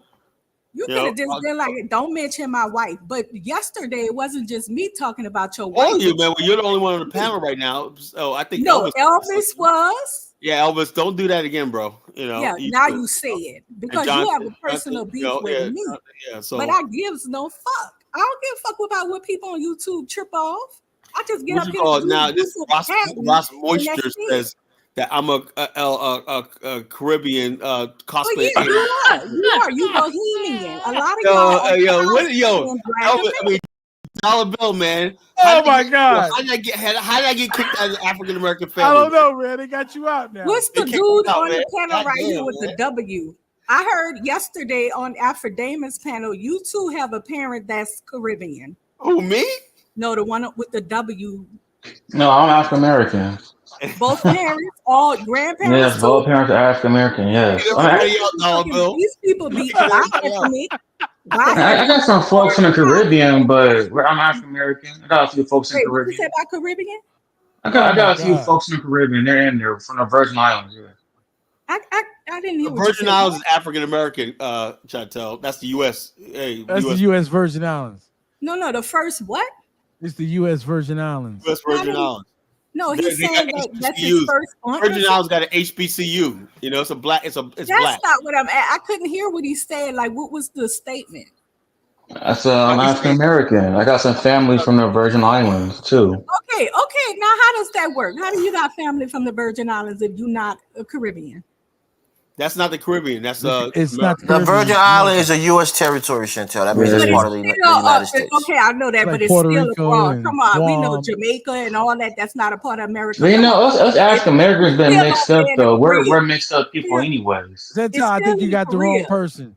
I said But to hold you, on, that's not the question. The question is, how are you Black American if you have family that's from I'll the tell Virgin you. Islands?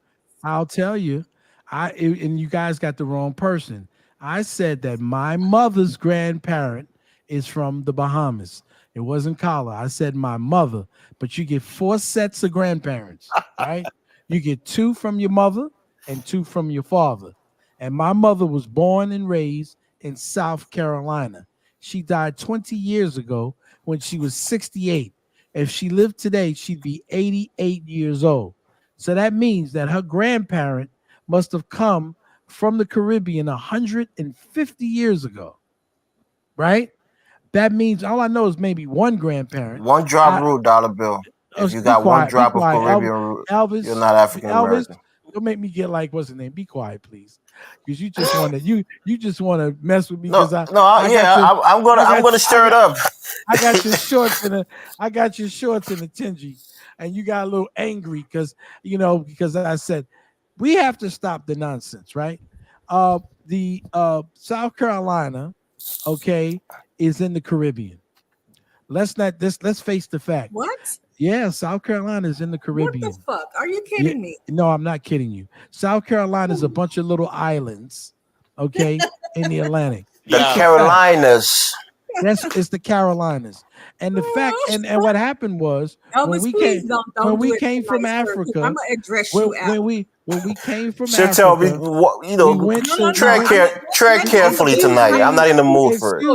If you're gonna bring some shit, we're gonna get into it tonight. I'm just giving you a fair warning. Hold up, now you mad with Chantel tonight. You mad? Are you at war with everybody? Yeah, she's at war with everybody, man. I don't know.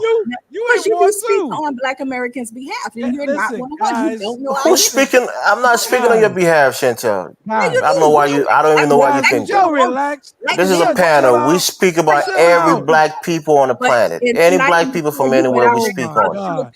Can we get past the show without arguing? Listen, can we get without a show without arguing? We can argue. I'm in the arguing mood tonight, dollar bill. Let's do it. And don't keep saying don't keep doing that $2 bill. Don't give me that fucking excuse me shit. I don't want to hear it. Let's do it tonight. Nice. It's gonna be fiery. Let's do it tonight. I'm ready for it. Brother. Well, let me Elvis go because you're not saying nothing. Elvis, I wanted to say something. Let me Elvis go. So when we came from Africa in the slave trade, we came through Barbados first, and then we ended up in the Caribbean, and from the Caribbean we came to places like South Carolina and later on in Virginia. Those are just facts. Thank you. I don't know who the hell that is. Chantel's telling you you're boring. You're putting her to sleep, dollar bill. Well, because she don't want to learn. She might be a damn Caribbean. How do we know?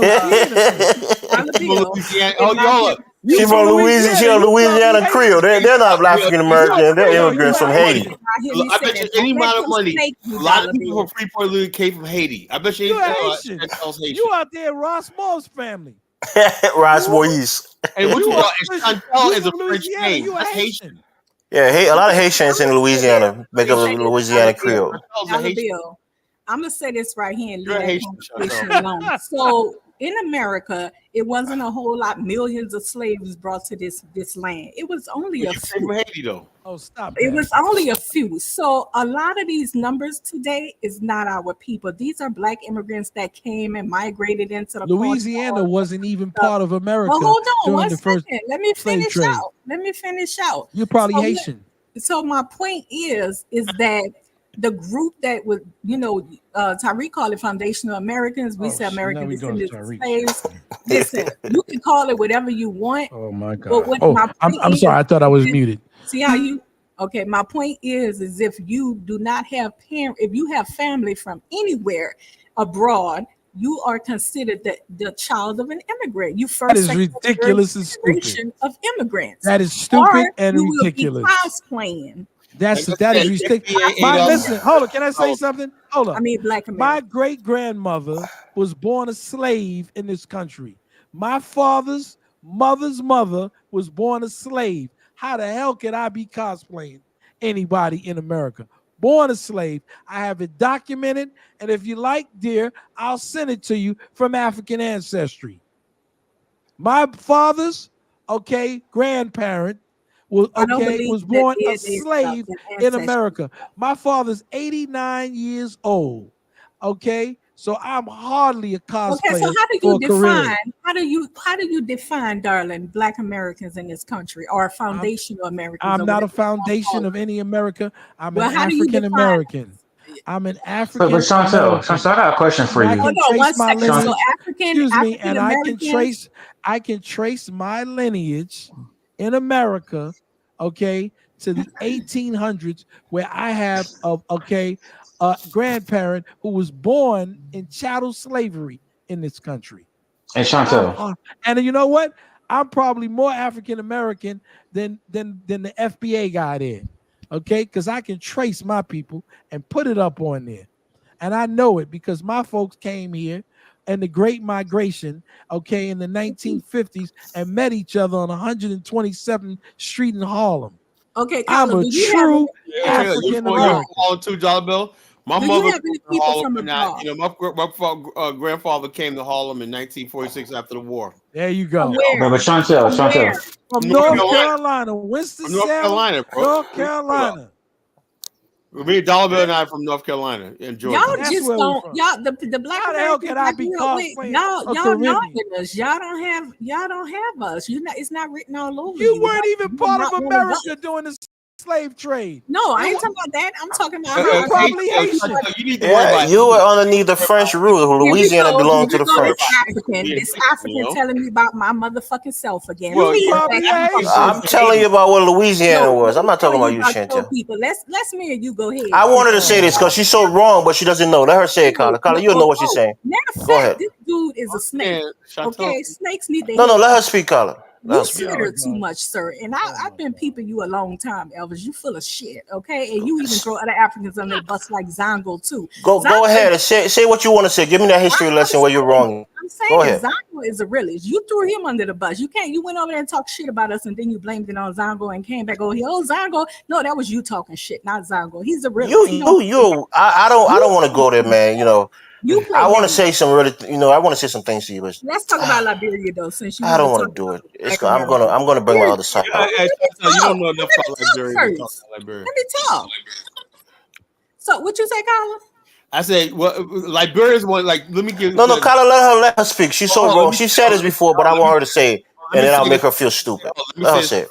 Let me say this first, right? Forever stupid talking on my people. Fool out of himself by not knowing the history of Liberia. No, Carla, let her speak, please. You know this, and we can both debunk her. Go ahead. Running their mouth. with general. Okay, so let me tell you what I read, just like you read, Colin. You wasn't there, right? Neither was I. You read, I read. No, I both studied. I researched on it. I'm on research level. Research my motherfucking ass. This boy said, of course. That's what I said. Black people read. Tell what happened to you today. A fantasy book. You were so nice yesterday. Book. What's the name of the book? What's the name of the book? And I don't like it. I'm tired of him talking about my. Kyla, let her give us the history, bro. Don't interrupt her. Let her give us the history. I'm gonna have to get me a beer after this book. Go ahead, Chantel. All the time. I ain't with that shit to entertain Africans. Cut that shit out. We all Africans. Go ahead, Chantel. Tell me what my people did. Afrodamus. He don't drag his people like Afrodamus is an asshole. He don't drag his own fucking people. I'm not dragging my people. Period.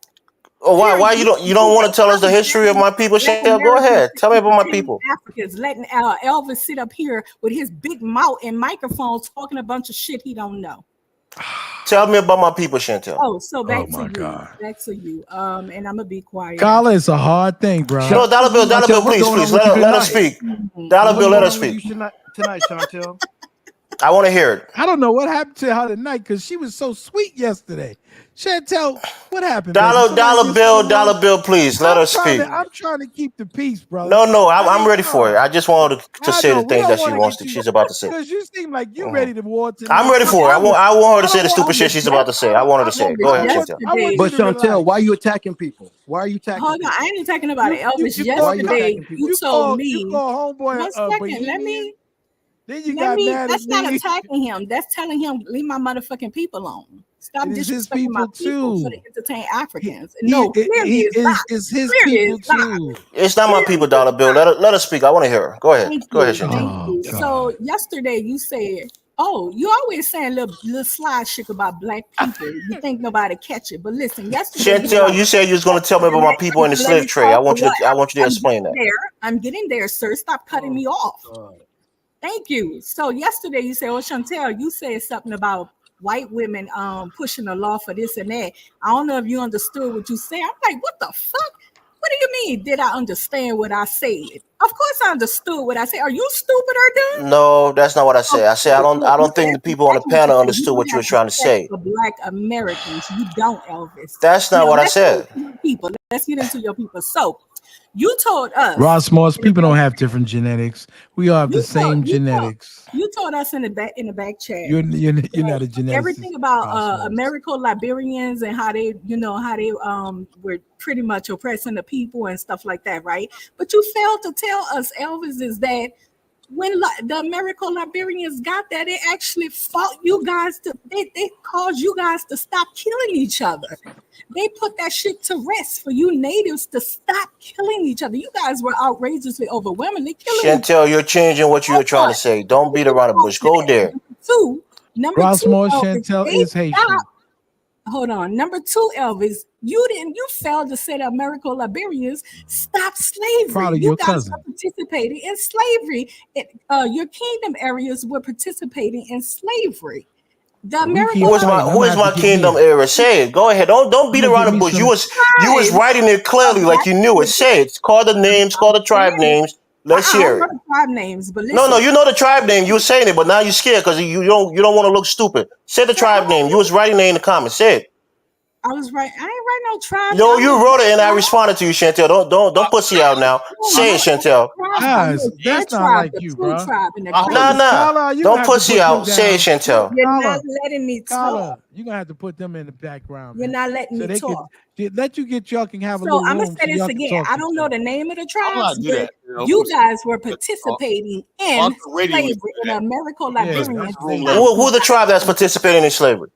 It was different tribes. I don't know the name of the tribe. So who is the you guys? What is my tribe and where did my people live during slavery? The people. Okay, let's talk about your people in particular, since you want to just speak. What is my tribe first of all? You say your tribe is the crew. No. You did. I'm part of the crew language group. My tribe is the crime people. Okay, that's why I said crew. No. It's different. Like I told you. Listen, Chantel, you don't know anything. The crew is a language group, but it's also a subset of the language group. So there's two separate kinds of people that you don't understand about. Let me say this before you go. I'm gonna let you talk. I'm gonna be quiet and let you talk. But listen, your people who I read about, sir, your people participated in the slave trade. Wrong again. Wrong again. Wrong again. Let me finish. Your people were sailors up and down. Prince Monticello for Europeans. The Louisiana people. Oh my fucking or the Haitian people. Sailing up and down the coast for the Europeans and loading slaves onto the boats. That's how your people participated. Your people, Elvis, is known as the people who rather wouldn't they would die before they go into slavery. They're known as the people that were the ones that would jump overboard and drown themselves before they go into slavery. That's your people. Elvis. All right, let me explain it to you then, Chantel. Kyla knows this. He's been to Liberia. There's a large language group called the Kru language group. But am I lying, Kyla? Listen to what I'm saying. It consists of about 13 tribes within that language group. One of the tribes within the language group themselves are called the Kru people. Right? My people are a part of the Kru language group, so I consider them all my people. But when it comes to ethnic group, I'm a part of the Crown group of people who lives in the forest. We don't live near the sea coast. The Kru ethnic group live on the sea coast. They're seafarer. They're people who are good on ship and things like that. Those are the people who were on those ships, not my people in particular. We live deep in the forest. That's the difference. That's what you don't understand. But you want to look for grievance to think you're going to have a gotcha movement. The crime people is the ones that fucking killed the American Liberians. Yes, that's my people. Yes. And you didn't want to tell us how they killed them. You told us in the back chat that it was a few of them, so we didn't bother. You some motherfucking lie. No, again, you're trying to switch the goalposts. My people was the one responsible for the coup. Though, like I told you in the back chat, the war wasn't against the American Liberians. It was a tribal war against the Mano, the Gills, and the Crown people. The American Liberians and killed them off. Like you. No, he didn't kill them all. What are you talking about? What are you talking about? Didn't do them anything. And I'm like, no, there wasn't a target. There was two. We know they weren't a target of it. Don't play. That's what I'm saying. So they got caught up in it, even if they got caught up in a war. People get caught up in wars, but the point is, you think we targeted your people, and that's not true. They took over the country, but they wasn't killing the American Liberians. That's what you don't understand. So there you go, Chantel. You said they were oppressing your people. Your people was oppressing. Yes, I said that. And my people, when they came into power, they oppressed another ethnic group that led to the war, that culminated in the war. I said that. The American Liberians, and now you're saying that not true. We know it wasn't about them, but you still went for them in a. It was a war. People died during the war. People got raped. People got murdered. So yeah, stuff you failed to tell us, sweetie. What do you mean I failed to tell you? I said it was a war. Baby mamas. So there you go, Chantel. You're wrong again. You try to have a gotcha moment and you fail. We didn't do anything. We let them go because it was only a few. But what you didn't know, Elvis, is that I don't blindly follow nobody. I'm going to find shit out for myself. And you didn't find anything that was relevant to me, Chantel. That's the stupid shit that you thought you was going to say. And you're wrong. There you go, Chantel. You do a little surface level research, and you think you're smart. But I just proved to you that you're wrong, and I made you look stupid. That's what it is. You were made to look dumb because your information was shadow deep. You didn't dig deep enough. Go ahead and tell a fucking whole story. You guys go a second, but Brother G, he's waiting a long time. He hasn't been on in a while. Please let him speak. Then I got Frenchie on the line. Frenchie dropped off. Go ahead, Colin. Regulate. Good, G. What's going on? None, brother. How's it going? How y'all doing? It's going good. What do you think about the topic? You asked me about anti-defamation. Dollar Bill's from New York, right? He knows about the anti-defamation of Brene Brown. Break it down to him, Dollar Bill. Anything that you say anything about Jews, tell him what happened. Jews, they jump on you. They make sure that you get fired. Yep. They make sure you get canceled. They no freaking joke. You cannot, like, let me give you an example.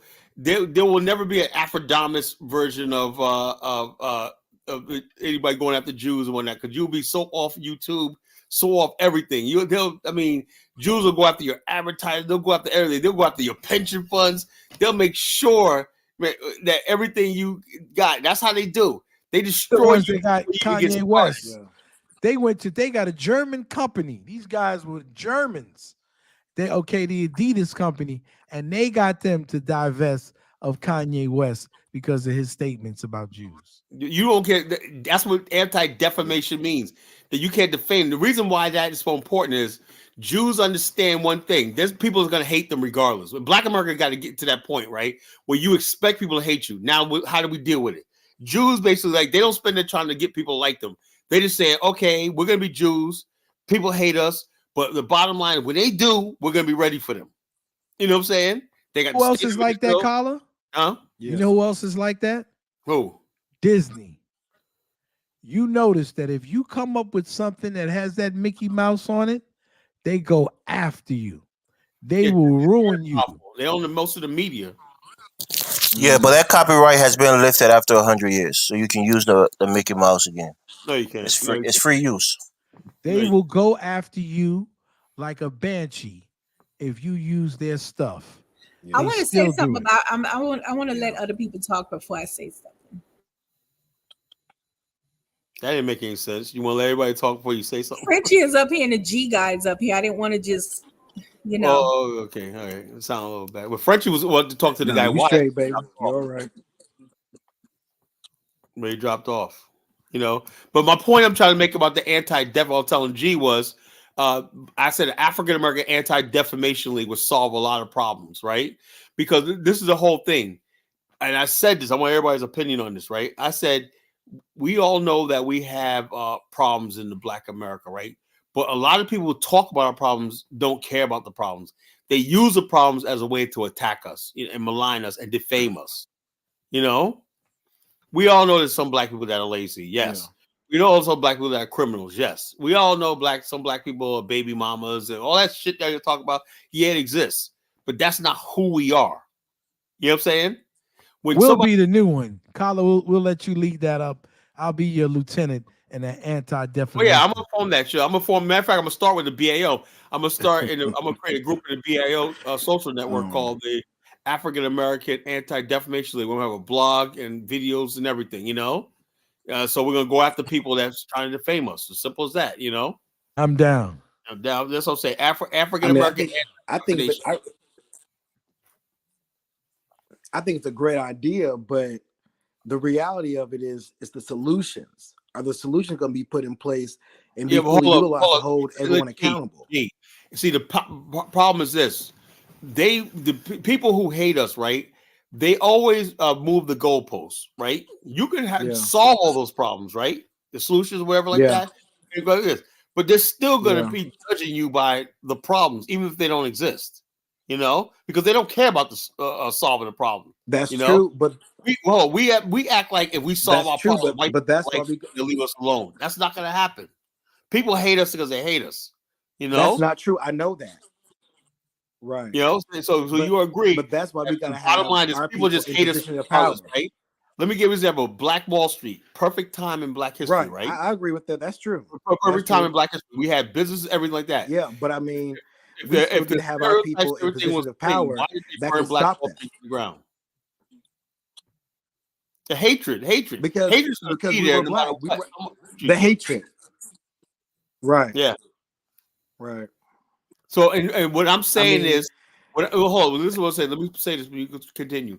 Now, I'm saying that instead of being like ADOS FBA, where we're doing tit for tat and hating Africans and African immigrants, right? Why don't we just have an anti-defamation league so we don't have to stoop to that level? That's why I don't like ADOS FBA, because what they're trying to do is they see hatred of it and they're basically trying to be like, oh, well, try to play that hate game. And that's not who we are as a people. You know, we will defend ourselves. Now, they're hating just because they want to make themselves or give themselves a specific name rather than just saying I'm Black. Nobody is just Black. Black is a color. What I'm saying that with the stuff I hear coming from these ADOS FBA people is you don't hear no hatred coming from ADOS. Yes, I do. Yes, I do. FBA with ADOS. Listen to Tariq. Check this out. Tariq is smart enough not to say all the hate, but you see the people that be commenting on this video, stuff like that. I'll be in shock. You talk shit about FBA like crazy, sir. What are you talking about? How can you say you're shocked because they comment that? Are you serious? I don't know. Look. I'm. Let me get my beer. Hold on a minute. Shit about us. Who? No, No, you talk mad shit about FBA I'm talking about a specific. I'm talking about my own people. I'm talking about. It does not matter. You're talking about FBA people. No, I'm talking about African Americans, my own people, and which I have a right to talk about. You know. No, you don't have a right to drag us. I'm a black woman. I don't have no right to get in other on words, basically, when I talk about all the ratchet stuff, you get offended by it. If I offend you, there's something wrong. Holla. So as a black woman, I should get up here and start a channel and drag the fuck out of black American men. Are you serious? When did I drag black American women? That's what you're doing right now. That's why I hit the panel and I had to cuss you down because you keep fucking with my fucking people. Hold on. When did Dollar Bill? Tell me, talking a lot of shit about black America. What did I say? What did I say? I don't. Oh my gosh! You said that you tired of our ratchet shit. You never speak on the positive people. You always address me. I love my sisters, man. I talking about black women, honey. I don't give a fuck about y'all, man. What y'all talking about? I'm talking about in general. Y'all. Okay, now you want to turn it into I say something about women. You talk about us in general, our children, the men, the women, the community, the church. But I always say a lot of positive stuff too.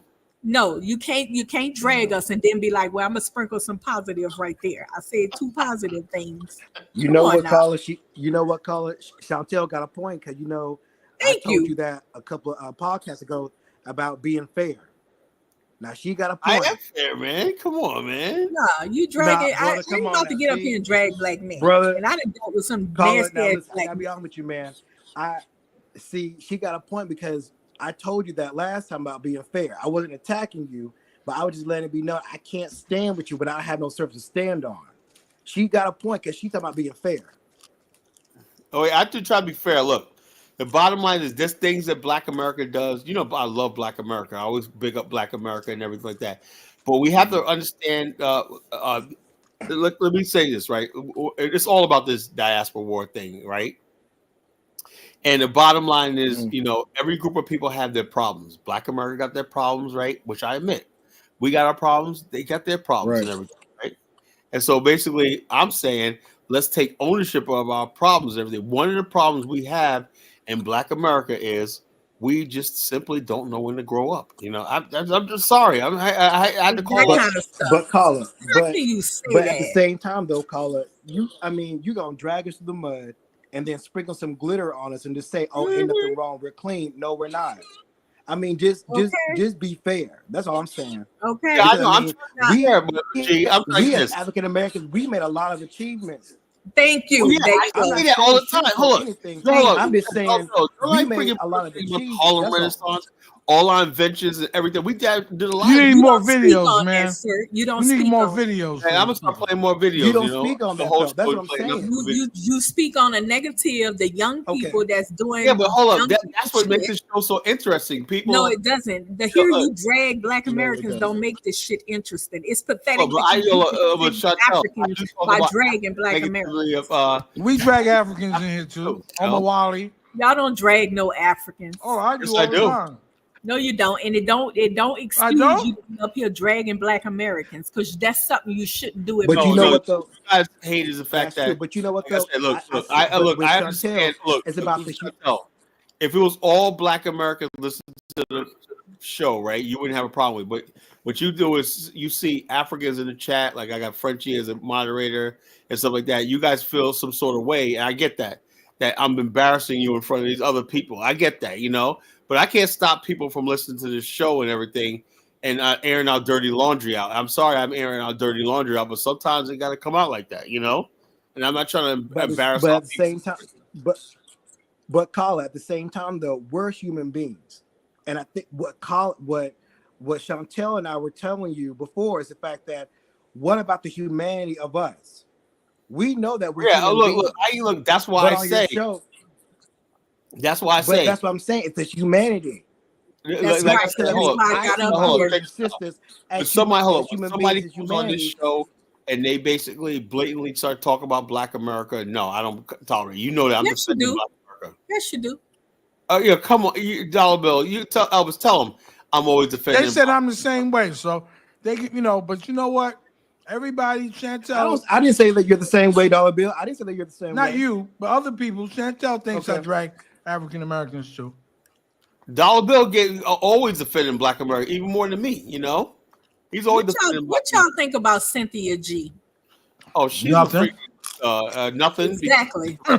No, you was about to say something, Carla, because you know why? You don't like what she do, and she tell the fucking truth. How's it all young black now you over talking me now, because now they got black women out here making channels about how y'all out here on air talking about Black American women. They coming for your heads and they making you look bad. Y'all already make yourself look bad. But listen, sound like you scared, Carl. But listen, here's the thing. Just because you're a Black American don't give you no rights to sit and degrade our children, our women, nor brothers, because they got some hell of a good black men out here, which is my family line. None of them ain't ain't none of them no abusers, no killers, none of that. They decent men, and that's why I don't like hearing you push that shit, because my kid, my family members, I'm talking not just immediate family, all my cousins, extended uncles, and all that, none of them ain't with that shit you talking about. Now let me ask you a question, Chantel. What you be doing? Look, Chantel, that's a good point. So my point tonight was we ain't on that shit. Hold on. What do you think about what do you think about LeBron James bigging up Big Meech and whatnot? You know, using his platform to big up Big Meech. You know, why are you bringing that back? Endorse that stuff. Do your family men endorse that kind of behavior? I'm gonna let G say what he's gonna say first, because we hardly can hear you. By the way, G, can you turn up the mic? Yeah, let me turn the mic. Can you hear me now? Yeah, that's better. Okay. No, what were you gonna say, Chantel? No, I was letting you. He said something. I was gonna let you speak first. So my point I'm trying to make with Chantel was she just gave us a whole slew about her family, her men and her family, this and everything, but it doesn't mean anything when we allow the culture. Right? Let me tell you something. Right?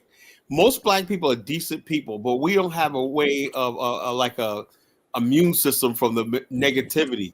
In other words, basically, we know something is wrong. For example, about maturity, right? In our culture, even myself, right? We have this thing where we don't like authority, right? And that you can tell you something about a child, right? When you're basically a teenager, right? And Dollar Bill probably knows this from having children, right? When the kid's 13, 14, what he naturally is going to rebel. You put a rule down, he's going to rebel. That's what they do. Everybody knows that. A kid is going to rebel, right? Because that's what they do. They're going to buck and they're going to rebel against the system and have their own question everything. That's when kids start developing their own style, their own personality, everything like that, right? But then after a certain time, when you mature, right, you put those things away and understand, now I know why my parents tell me I got to get early to bed and early to rise, why I got to do certain things. I understand why I have to do this, why I have to do that. You become an adult. You mature. You know, but what our problem in Black America is, even though we know what I think, we let the friggin' child side of us dominate our personality. Who is we? Who is we? I don't agree. I don't agree with that. LeBron James being a 40-year-old. LeBron James being a 40-year-old man talking about big up to Big Meech. That was the most childish thing I ever heard. Okay, so you're talking about LeBron. You ain't talking about all black men. About every day when I see people out there every day, your grown men. You're generalizing because you're talking about all black people is bigging up whatever. So what are you saying? I don't do that. You just generalized. You speaking into all black people. Well, hold on. Let me ask you a question. Let me ask you a question. Why is 50 Cent brags that Power is the most watched black show on television? Okay, and it is. Why don't you ask 50 Cent? I don't know. Why don't you ask thank you. Cent? And again, we're not watching stuff. We're not supporting this stuff. Why you're not talking about all black Americans, sir? You're generalizing again. Exactly. All black Americans don't fucking watch Power. Cut it out. All right, yeah, give me a break. I can't stand to watch that violent shit. All black Americans ain't on that. The Nile is a river in Egypt. Yeah. Like I said, man, we don't want to take no responsibility, man. Responsibility. No, you're wrong. you know what, call it, the truth of it is the fact that back in the day, we as African Americans, especially our ancestors, we stood on truth. We stood on truth, even though it got many of our relatives murdered, hanging from trees. You remember Strange Fruit? Yeah. Where many of us were actually surviving for our own lives. And yet, once again, we still we still prevail. We still persevere. We have surpassed them, but those days are still amongst us. And yet, once again, the truth is still being attacked. Nobody want to hear about me. We look at good black America. Hold up. Good black America. You guys talk about delineating. Good black America is about to delineate from a large segment of Negroes in this country. I'm telling you right now. Oh my! They're like, yo, we just had it, man. I'm like, God dang. You know, we're just like, yo, look, man. That make us bad people, sir. That make us bad. I'm just saying that there's a certain segment of our community that's out of freaking control. You have to admit that. No, well, let me just say two different things. You know what? Right next to New Orleans. Okay, how you explain New Orleans to us? You know, you cut me off. First of all, you say that black people about delineate as though that's a bad motherfucking thing. Are you serious? No, delineate from other black Americans. Yesterday, no, we not. I just came from a panel yesterday of people fucking laughing and taking lynchings and shit for fun. For play, and you telling me we speak out against them. I jumped on top of $1 bill. I'm talking though. You telling us about we about to delineate from woo hoo hoo. What? Come on. We don't have to stoop to his stupid antics. We don't motherfucking have to stand with nobody. Because guess what? Before them people came here, we was already doing all that motherfucking shit. Way before they came here, we gonna continue to do it. And so we are. We don't motherfucking need. Okay, let me stop. I'm sorry. I'm cursing. You have some wine tonight, baby? You have some wine? You over talking me, sir. We don't need nobody to stand with us. Holla. We've been doing it way before they came, sir. So please stop. Well, I know that, but the bottom line is, don't you care about how we look to the rest of the world? What? Are you serious? Are you? Oh my gosh! I'm dead serious. Going Black Panther Chantel move. No. Bottom line, we're not looking. Black America's not looking too good. No, to you, sir, because you're pessimistic minded. Everybody, 90% of what people think about is negative, which is not true. But that's what we allow somebody to think about. So if we sit here and tell you shit, picking up a drug deal and whatnot. So if we tell you shit bag, we got to take that big L for that shit. So if we tell you a shit bag, you a shit bag? No, we can't take Gilbert Arenas is a Cuban. Arenas is not an African American name; it's a Cuban name. What that got to do with it? Because everybody was talking about how Gilbert Arenas said what he said about the players from Africa, talking bad about this group. Elvis and I got into it not too long ago about this Gilbert Arenas guy, and he's not an African American. His family's from Cuba. But the bottom line, when somebody does something unflattering, we get tagged with the bill. We get caught with it. But we get caught with the bill. You know. Mm-hmm. But you're sitting up here saying that we such and such and such, and now you're saying they misrepresent us. Well, I'm saying if you allow yourself to be misrepresented, right? We just have to represent ourselves as a different kind of African. Period. This is what information. We're a different type of African. So why don't you just be a foundational black African? Why can't it be a foundational black African? We don't have to hold hands with anybody, sir. No, but don't our people come from Africa? No, sir. We've been removed. I'm gonna say this one more time. I'm about to drive me nuts with this. I'm gonna say this one more time. Our people don't come from Africa. Let me tell you, if you really want me $1 bill, you a goddamn nigga of admixture. You got white blood in you, native blood in you, and African. You've been removed from Africa for hundreds of years. Don't matter. But hold on, but as I always say, the gap on your top of your head means that African blood is coming out of you. The white people from America, they've been removed about the same amount of time from Europe as we been moved from Africa, so they're no longer Europeans. Them Europeans ain't all mixed up slaves. I think got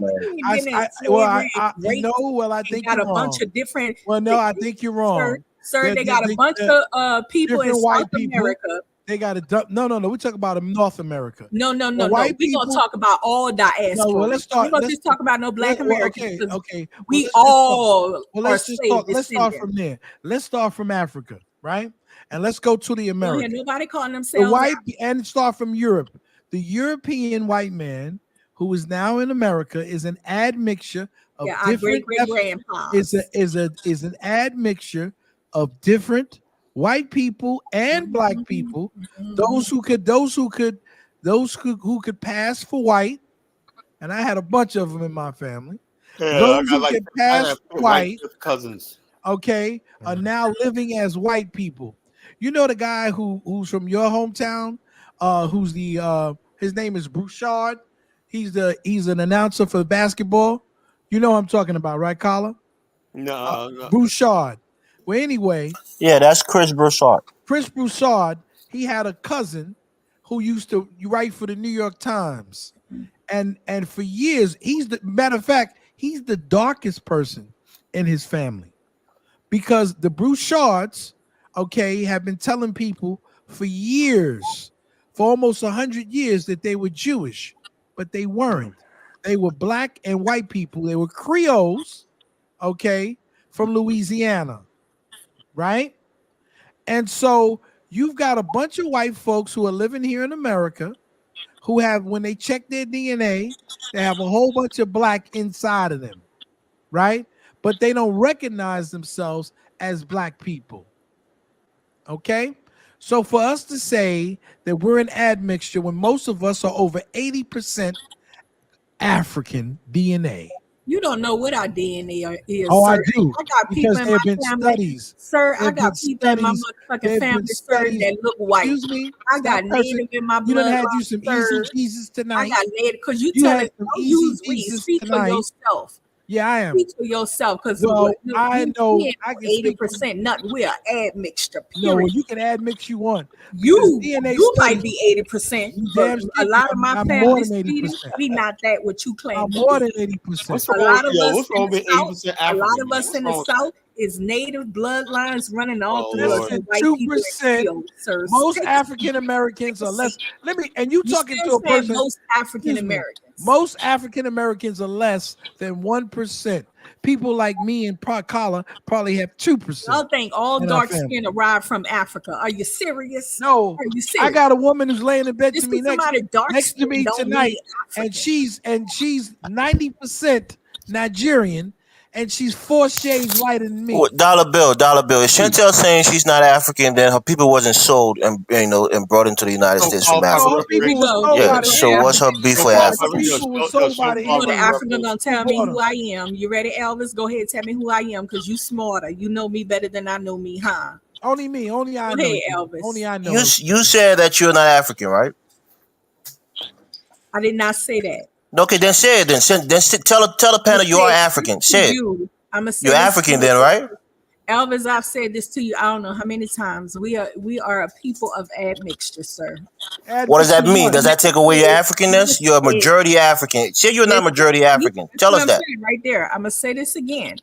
I said you will not make me say I'm majority African. I say I respect all of my admixture. I'm just an admixture. Even if you don't even mix with, even if you coffee and you got a little cream. Another thing, Sir Lee Johnson don't look half German, does she? No, she doesn't, Elvis.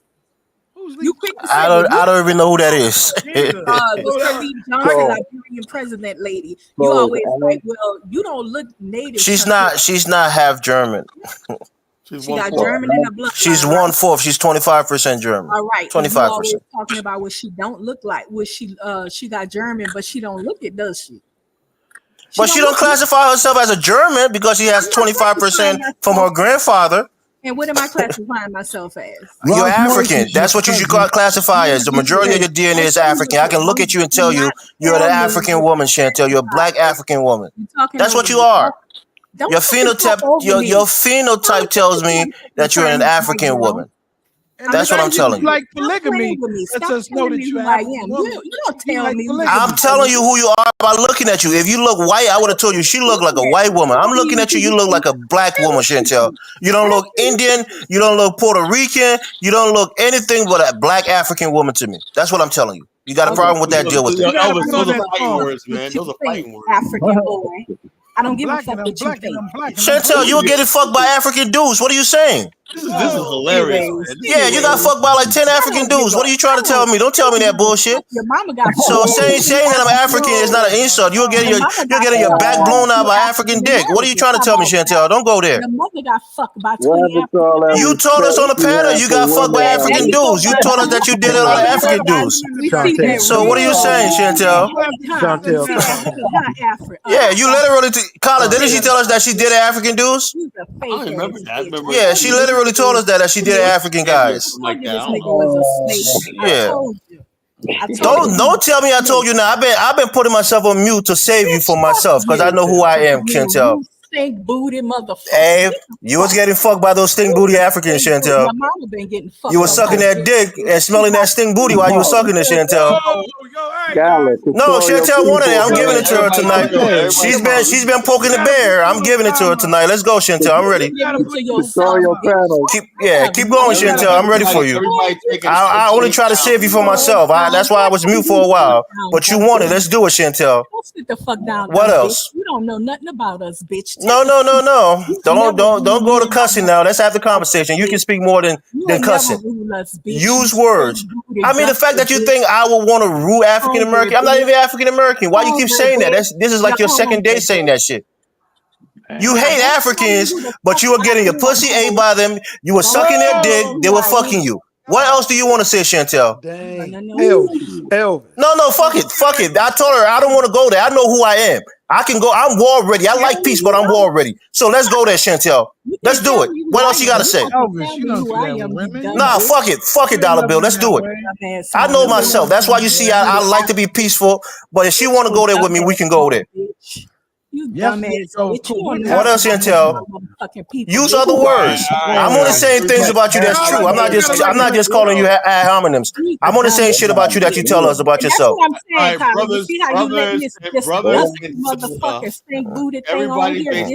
You smelling that stink booty, Chantel. You were smelling them. Y'all all Negroes and whatnot, you know. Bantu. Now you see. Y'all all Negroes. I'm firmly convinced that everybody on this panel is a Negro. Everybody on this panel is a Negro. You was worshiping them all. He's a good man.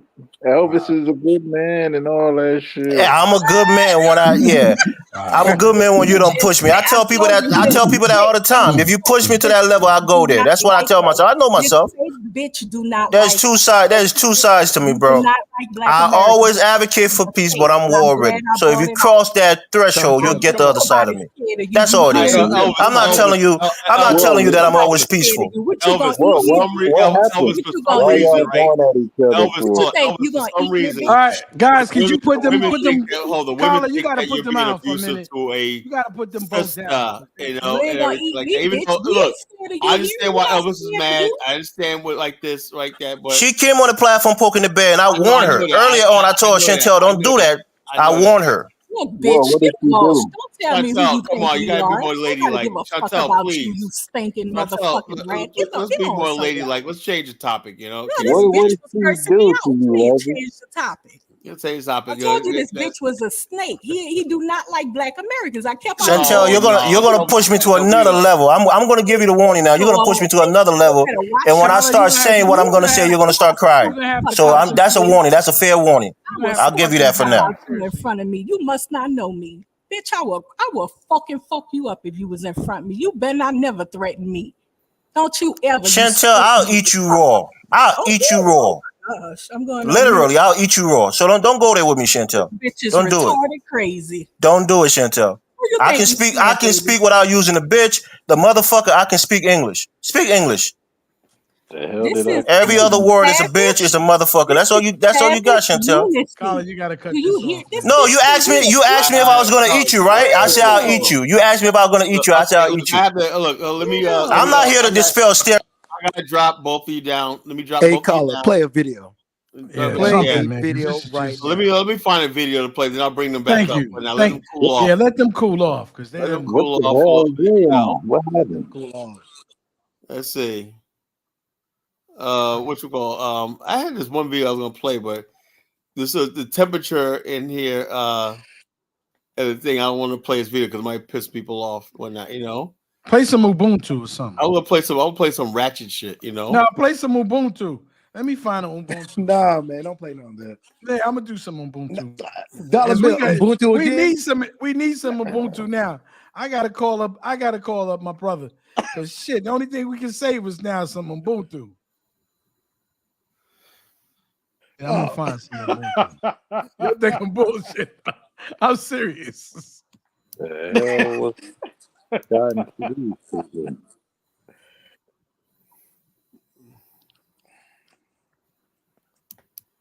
Wow. Yeah, all fun though. You know, all fun. I just want Chantel and Elvis to calm down a little bit and whatnot. You know, we'll. Oh yeah. Oh, check us out. Talk about culture and whatnot. You know, as a video from the Harlem Cultural Festival, 1969. Oh, there's a video of the thing. You know, let's see like this. Well, you know what, caller? I think you're onto something with that whole African American anti-defamation league. I think you might be onto something. I got it, caller. I think so. Yeah, because that's the answer to why we don't have to friggin', we don't need the ADOS FBA. Could you play the Ubuntu for a minute? The ADOS FBA is turning us into haters, you know? Yeah, it made me look, and I'm like, damn, I must have been looking crazy calling Michael Mawali. So could you put the Ubuntu? Could you put the Ubuntu? It now. Yeah, thank you. We got to get some Ubuntu in here today. Wait, you put a link? Did you put a link in the chat? Hell yeah. I got a link in the chat for right there in the private chat. Or you don't have to be lazy like Dollar Bill and basically put it up yourself. Stunning photos and videos, and she'll be able to edit like a pro. The Google Pixel Watch 3 has my dad's name written all over it. It has a bigger, brighter.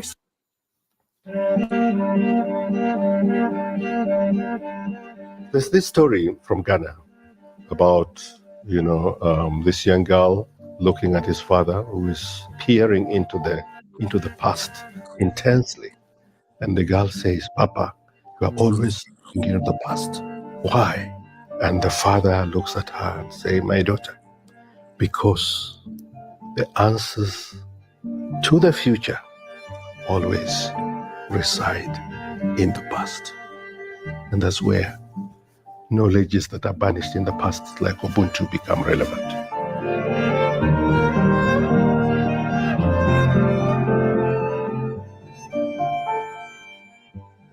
The word Ubuntu comes from a Southern Guni word or phrase that says, "I am because you are.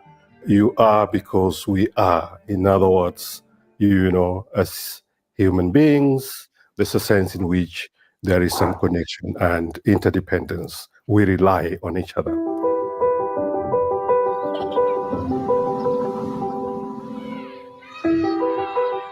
Let me start by saying that Ubuntu is not a political program. I also want to add that it is not, a religious,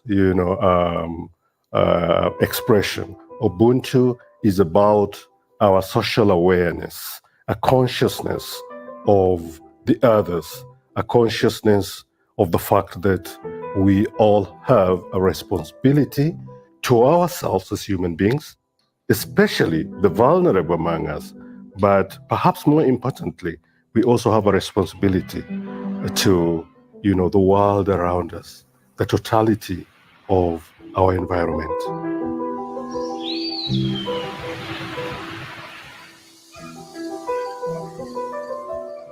Did you know that 30% of food crops in the world need cross-pollination from bees?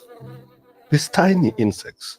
So if you are going to destroy the bees or the earth, you are ultimately destroying yourself. So the principle of co-agency implies that we are co-creators. It relies on the recognition that we are interdependent in a balanced biodiversity. So it is that principle of co-agency that Ubuntu encourages, the awareness that our interdependence, that personhood moves beyond the relationship between humans and humans, but a relationship between humans and non-humans, precisely because we are implicated in their lives and they are implicated in our lives.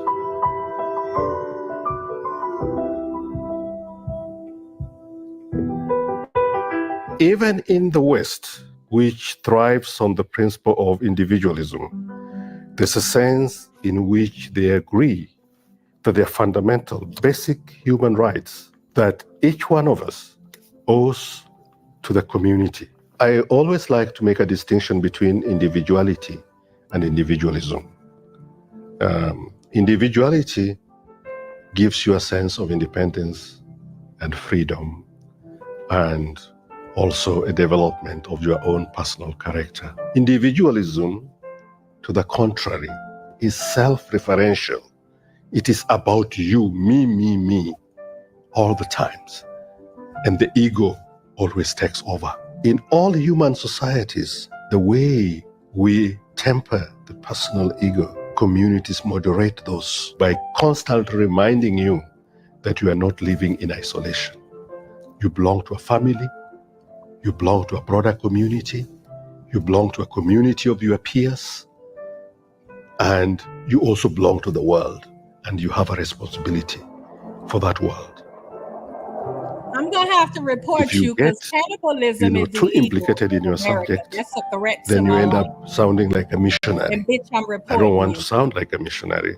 What Ubuntu has taught me, in a very profound way, is to realize that some of what we call banished knowledges or indigenous knowledge systems. Yeah, I just looked it up. Cannibalism Right is illegal in America. Cannibalism is illegal in America and is a threat to my life. I'm reporting, Elvis. You will be reported, sir. You threatened to eat me. You guys use that as a form of intimidation in your country. But bitch, you ain't never afraid of nobody who's like you, bitch. You mentally ill motherfucker. We will fuck you up in this country, bitch. Come in my neighborhood talking about eating us, and we'll see what happens. I thought we guys were. I'm listening to Ubuntu. Now I just looked it up and it said that shit is illegal. That's a threat to my motherfucking life. Okay, I'm gonna let this guy Mike you Jones on. You about to be watched, bitch. You just admitted you a cannibal. I thought we were listening to the Ubuntu. You just admitted that you practice cannibalism and you gonna be reported. All right, Mike, hold up, right quick, Mike Jones. What's on your mind? Chantal, come on now, Chantal. Yeah, this bitch, he just said he was gonna eat me. That's a Carla, I'll give her a fair warning. You gotta tell her to stop now. You done. When I start I'm glad we're getting this family unit going on, though. Huh? Let that go. I'm reporting. All right, hold on. Mike Jones have something to say. What do you say, bro? Mike Jones, you got 10 seconds to speak, or you're out of here. One. Well, I'm glad she biting his motherfucking head off. Good. Yeah, it's on, nigga. It's on, nigga. Just know that. Bitch, we ain't scared of you, dumbass. That we cared about a motherfucking African nigga. Somebody eating somebody. Bitch, you know what happened to you? Goodbye. Cut him off. Hold on, because he's a fucking idiot, No, Can he's we no mute idiot everybody and because he backing me. That's why you cut him off. No. He first of all, between you and Elvis is arguing, right? It had nothing to do with the fact that Elvis is African. So why he came up here to tell him about fucking eating somebody, bitch. No. Elvis was talking metaphorically. I'll eat you raw. No, he was not. He's a cannibal. Do you think Elvis was talking about he wanted some Chantel burgers? He practiced cannibalism. Okay, when I report this shit, you ain't gonna find it funny. Then watch when they call I'm not you. laughing. I don't think it's funny at all. Watch when they call you. I don't think Elvis was talking about calling you up on a hamburger one night. I'm reporting. Chantel, what you want nigga, tonight? you ever come in the hood talking about eat somebody? You know they'll regular drag your ass and cut you in pieces, bitch. Chantel, what you want tonight? Chantel, you shook, man. Can we listen to the rest of the Ubuntu, please? Deep down, I'm a nice. Deep down, I'm a nice guy. I don't know who this guy is, man, but this guy is the most profound thing I've heard in a long time. Where's Baruti when you need him, bro? This is his wheelhouse. No, Baruti be talking. Hold on. Baruti be talking goofy stuff. This guy's actually talking about life. Basically, he's saying Ubuntu transcends race and where you are. He said you're part of the world. You know, I believe in that. So he's basically saying, I could see. But Baruti, I don't nothing against Baruti, but he talks about dusty stuff. Like Baruti actually goes to Africa and talks about this stuff, guys. He's really listen. I will be reporting your channel and reporting this to the FBI. What did I do? This right here, this is illegal. I will be reporting your channel and I'm calling the FBI as well. The FBI, is illegal. I just looked it up. It's illegal in America. It's illegal. And he comes from a place where they practice this. That's a threat to somebody's life. Oh yeah, I'm recording it. Ooh, you can laugh. Watch our report. That shit is hilarious. And go to the hood and see what they do your ass. Time. You think we're afraid of you bitches eating? You bitches are cuckoo birds. Okay, guys. Chantel, I think you're shaking up by me. Listen, can we stop by me now? Don't be shook, Chantel. Watch when they call you. Watch when they call your ass. That we have here in Africa and in many other parts of the world, that there is value in some of these knowledges, and that perhaps if we want to reimagine the society of the future, then I'm serious. there's a sense in which a value system like Ubuntu can teach us, one, our mutuality, secondly, our conviviality. Didn't know it was illegal, huh? I just looked it up, dog.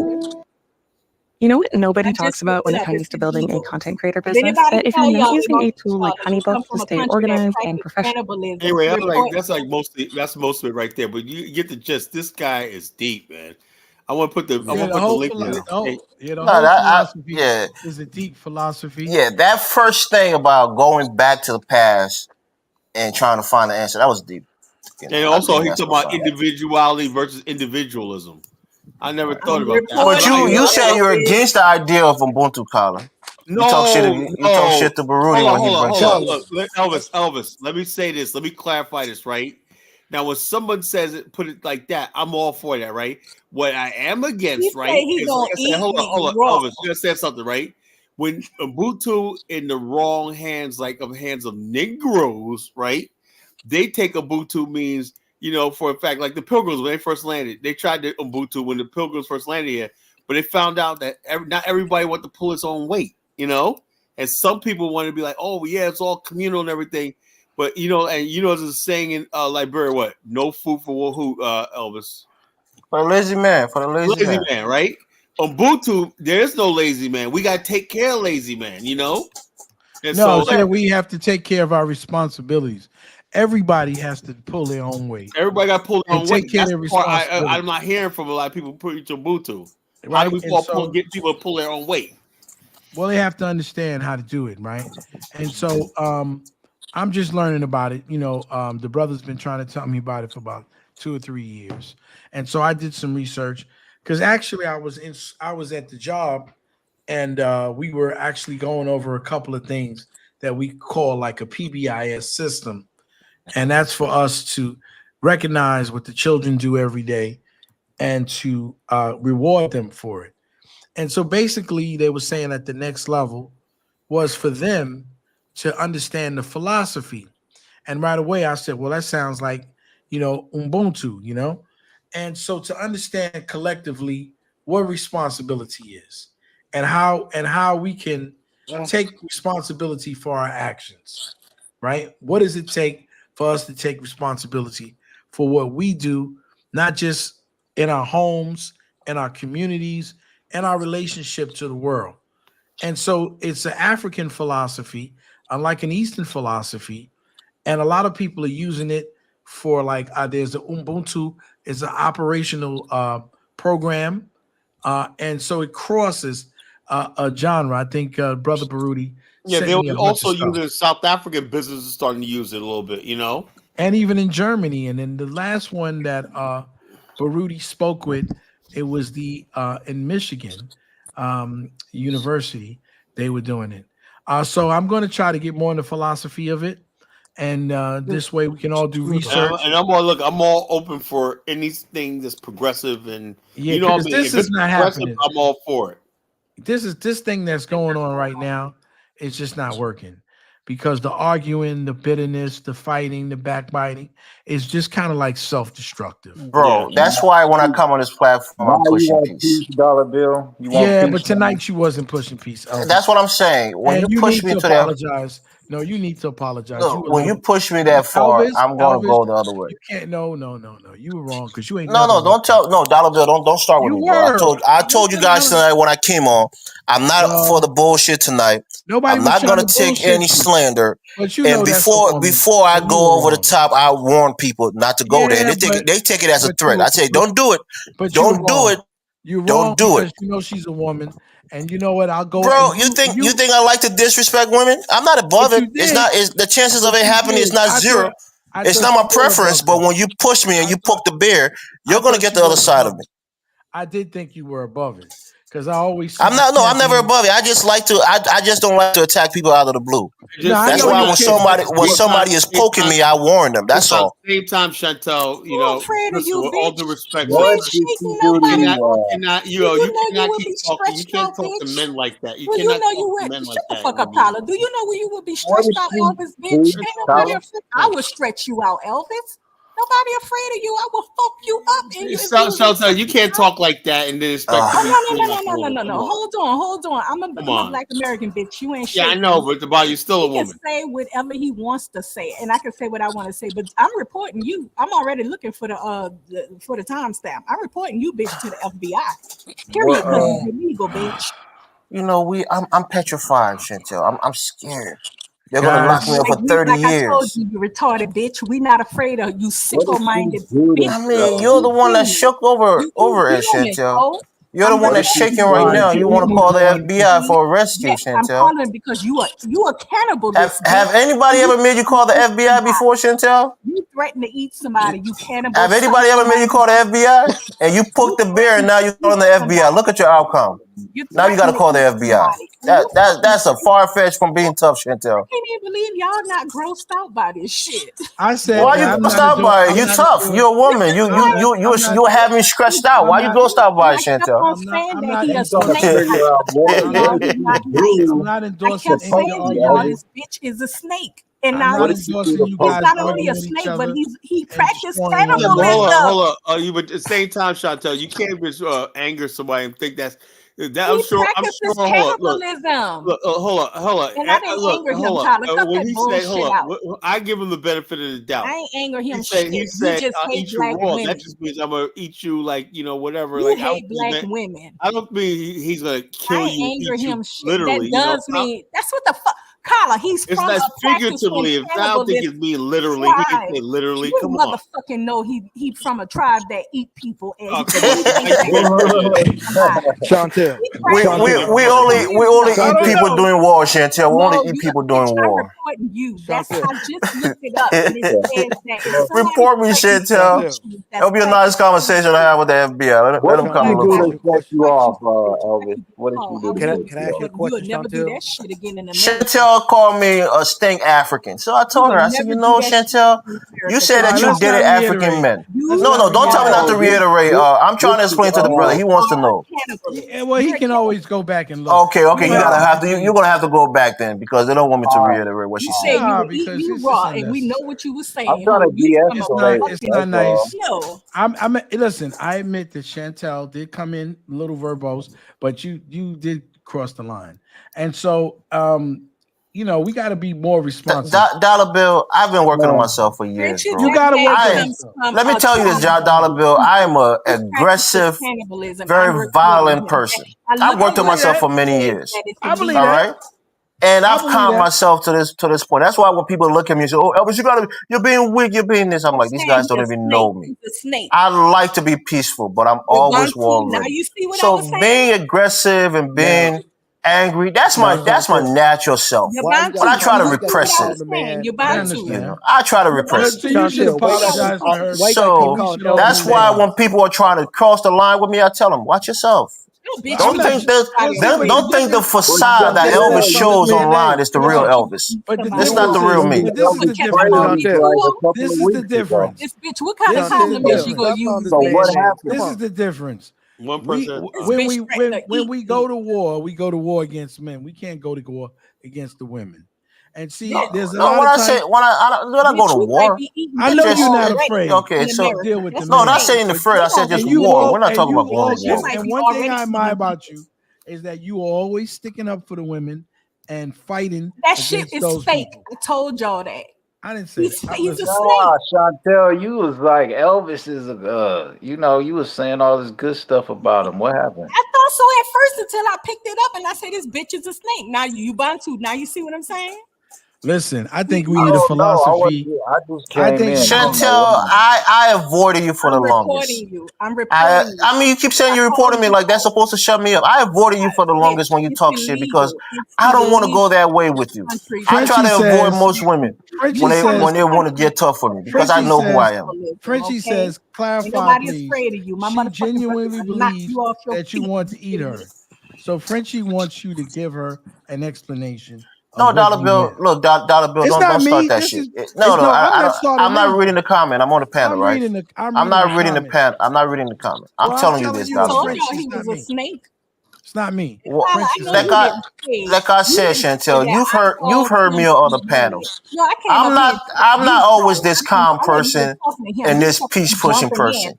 And I said, when people push me there, I go there. That's who I am. You've heard me on panels before. I'm not just somebody who would just not say anything. I'm reporting you. You will. I mean, Chantel, report me. Go do it already. Because that's illegal here, and I'm quite sure you ain't another. Go do it already. And Kyla, she's pushing me there. I'm about to go around too on her. If you want to put me down, put me down. People stop. I just got here. I missed a lot. Why y'all talking about eating people? To put ketchup on me and eat me. No comment on that, Jonathan. No comment on that. Why y'all talk about eating people? He wasn't talking about eating people. Look, let me stop that. He said, "I'll eat you raw." I'm reporting this channel. Basically, he was talking about. Chantel, don't report no channel. No, I have to because that's illegal. I'm very fucking serious. What's illegal? What's illegal? Okay, Chantel, what are you on tonight? What are you on Chantel said, "I'm not afraid of you. You what are you gonna eat me?" That's what she asked me. I said, "Yeah, I'll eat you raw." That's it. That's why she shook and she wants to come to take that serious. Yeah, she shook up and she's calling the FBI. FBI. Nobody in the United States of America. Now, Liberia, I don't know, but in the United States of America, he ain't got to eat nobody.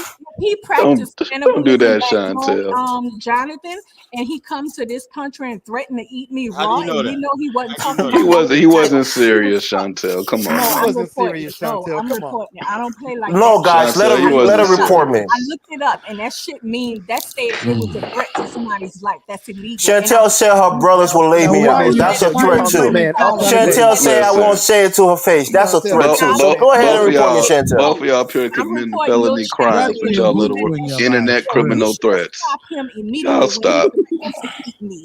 They full of shit. Chantel, let that go. Kyla should have cut it off soon as Elvis made the cannibal threat to eat she's really shook about that. You were talking tough and now she's shook up. Chantel, listen. When Elvis said he'll eat you, he didn't mean it that way, okay, honey? Oh, sweetie. When the FBI hear him talking about Elvis looking at you like Thanksgiving, dinner, honey. You gonna see how it go, and Kyla in a good way. Be cut off thanks to Elvis. Chantel. Watch tomorrow. Watch you don't have no channel. Kyla, she wants to shut you down, Kyla. I ain't want to shut shit down. Kyla he did it to himself by letting you do it. Look. I'll let you guys on here talk and everything like that. You guys say some stuff. I had nothing to do with it, man. I'm sitting here minding my business. You gonna be minding business with no channel too, because them motherfuckers is about to cut you loose, and they about to invest. They're not gonna, Chantel. They're not gonna do it over Watch that. Watch when I report this shit. I ain't letting him get, because that man. Chantel, let me tell you this, right? He probably already 8 people. Let me tell you this, Chantel. Let me tell you this, right? I'm actually gonna apologize to you. Thank right? you. No motherfucker. Because that's a part of me that I don't like to see. That's a part of me that I normally don't like to see. I don't like it to come out. You gotta be a bigger woman. So I'm going to apologize to you. Grow up. Part of being an adult is knowing where to put things behind you. No, I'm not saying this for you not to report me. I actually want you to report me, because then I'll get your full name, and then we can get to know each other really. I'm glad you said that. You gonna get my full name and come and eat me? Okay. Okay. We gonna definitely. He didn't say that, Chantel. Chantel, that's not why y'all he gonna get my name if I report. Yeah, because I have to face my accuser. If you're accusing me, I gotta face my accuser. So I'm gonna get your full name. So accuse me, Man, Elvis, don't fall for that you dumb man. Intimidating me. Damn well that's not what that man meant. He's intimidating me by telling me if I report him, he gonna get. I said I want you to report. I'm apologizing because that's not who I want to be. That's not who I want to be now. That's who I was in the past. So I don't want to be going there and cussing people out and saying crazy shit. He say he ate people. You ever been on Dynasty's platform? Jonathan, you ever been on Dynasty's platform and heard me and people get into it? I know who I am. I don't like to have confusion all the time. I'd rather have peace. For the most part. He just said he was like that in the past. I worked up. No, I'm talking about. No, that's not what I said. I lived in America. I lived in America for like 85% of my life. How can I eat people in America? My point is, I don't like to be nasty. I don't like to be confrontational. I'd rather have peace because I know myself. I can go overboard and I can be crazy. Man, you don't use that's what I want to be, and that's the better me. And I told Chantel, don't do that. Don't push me. Don't do it. She came looking to fuss with me tonight, and I kept telling her, "Don't do it." Chantel, don't worry. If you ever come up missing and they find an arm and a leg that's half eaten, we gonna get Elvis' ass. Don't you worry about it. But I don't believe that that's gonna be a problem. Tribe, and I'm about to spread. I'm sending this shit to Tyreek too. Y'all nasty. Oh Lord, you gonna send it to the FBA guys? I'm sending it to Tyreek. Y'all on panels threatening to eat us? You should be ashamed of yourself. Oh God, this is the laugh I needed. Send it to spread the message. You bitches out here eating us.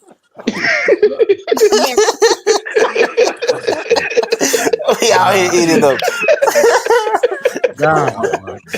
Man, Elvis out here eating people now. Yeah, we out here eating people, man.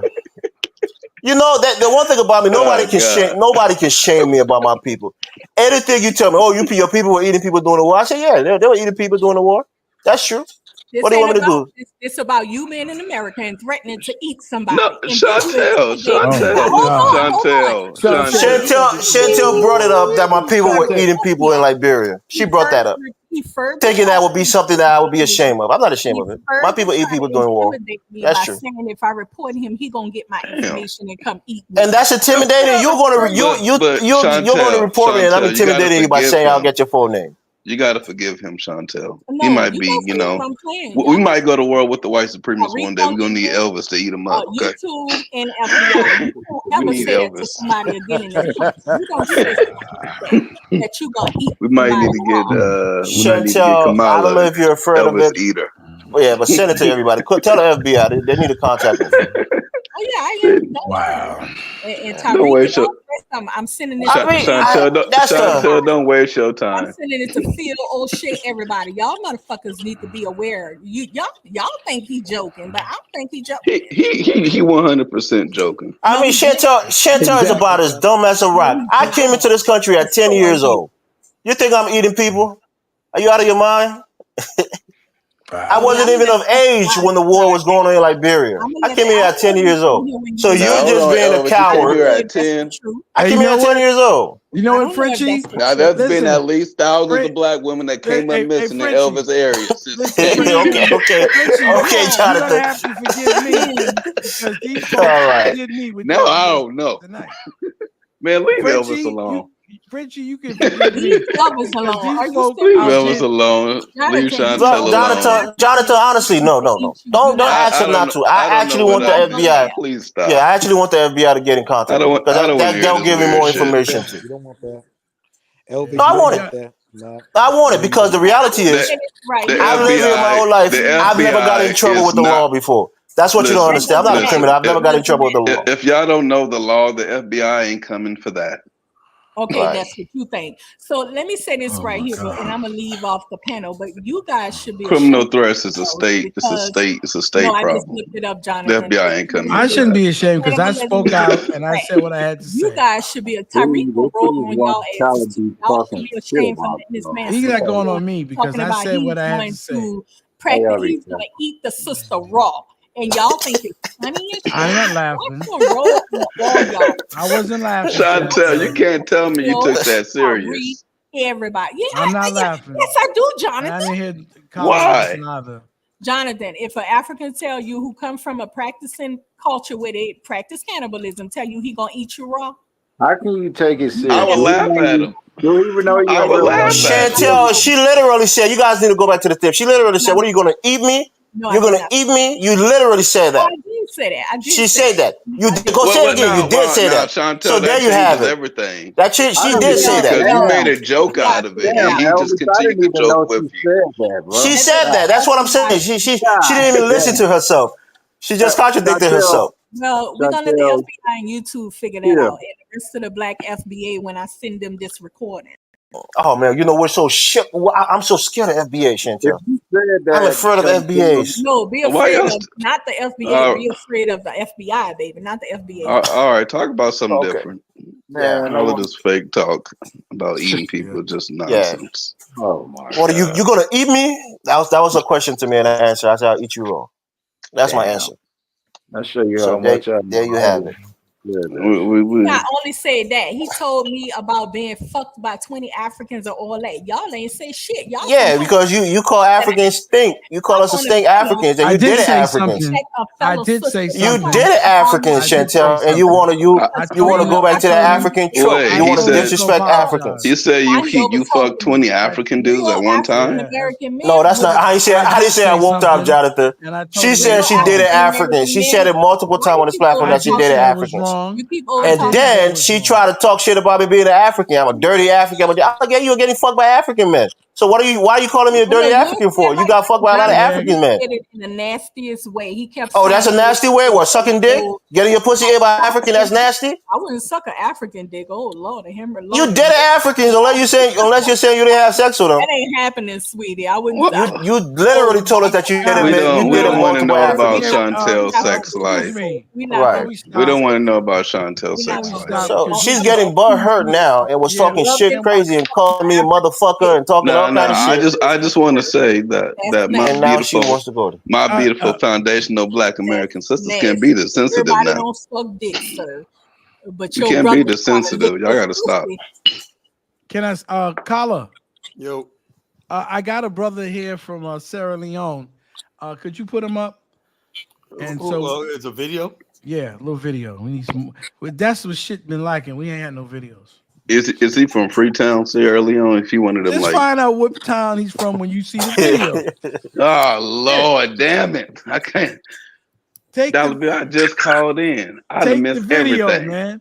Because I come back, people getting ate and having sex with African. Well, you was on the panel earlier, right, Jonathan? And then you left. Yeah, I got off. I got off. I was busy. Yeah, he was. I just come back and y'all over here talk about eating and fucking. Yeah, I listen. I missed the whole eating and fucking conversation. That ain't cool. I guess it was my fault because I got him in the raw mood. Dollar Bill, you always starting shit. Yeah, I must have started him off, And then he got angry. Why y'all let this African come up here and disrespect your fellow sister, though? I didn't let anybody to even to call me an African and try to disrespect me, Chantel. Okay, let's go watch. You're going too far. Can we watch this, please? What is this? Bitch, I'm disrespecting you. All right, come on, y'all. Come on now. Call it, mute everybody, please. How about that, bitch? Y'all stop. I want to listen to this weak ass video. Told him stop long time ago. Don't ever mute us, Both of y'all stop. Let's listen to this whack ass video. If you've never met my dad before, everybody. He's like Mufasa from The Lion King, everybody. Right? Which makes me Simba. I'll be king one day. I'll never forget a moment when I was 14 years old and I came home from school after a particularly soul-destroying day of being bullied. And I went to my dad. I said, Dad, I'm too small to make a difference in this world. I'm done trying. And I went to my room and I slammed the door and I marinated in my teen angst. That's what teenagers do, right? And immediately afterward, my dad called out to me in a voice that I can do pretty well by now. He said, Shola. I think I'm playing. That's how my dad talks. That's what I hear in my head. Shola, come here, boy. We need to talk. And what my dad said next changed my life forever. He said, Shola, whenever you think that you're too small to make a difference, try to fall asleep with a mosquito in the room.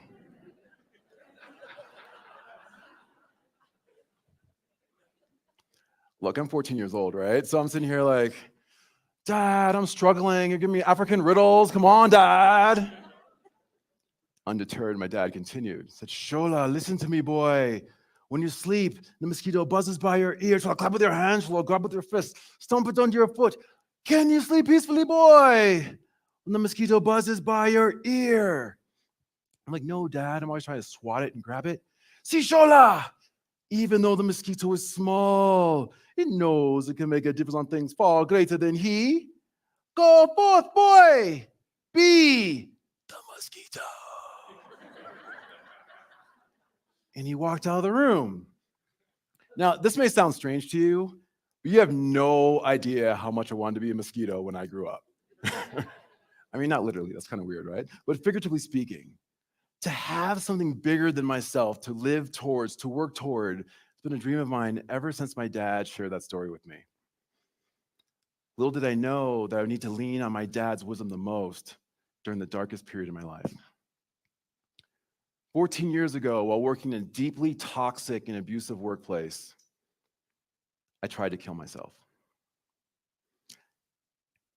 If I could explain why I did it, why I tried, it's due to the fact I felt deeply disconnected from my fellow human beings. I just couldn't understand why people could be so mean, so cruel, so hateful. And as much as I wanted to be the mosquito, this was far bigger than anything I had encountered up to this point.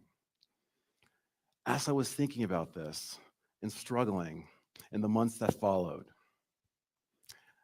and I tried to rebuild myself in the way that I work, live, and lead, the way out of my darkness was gratefully illuminated by a single word.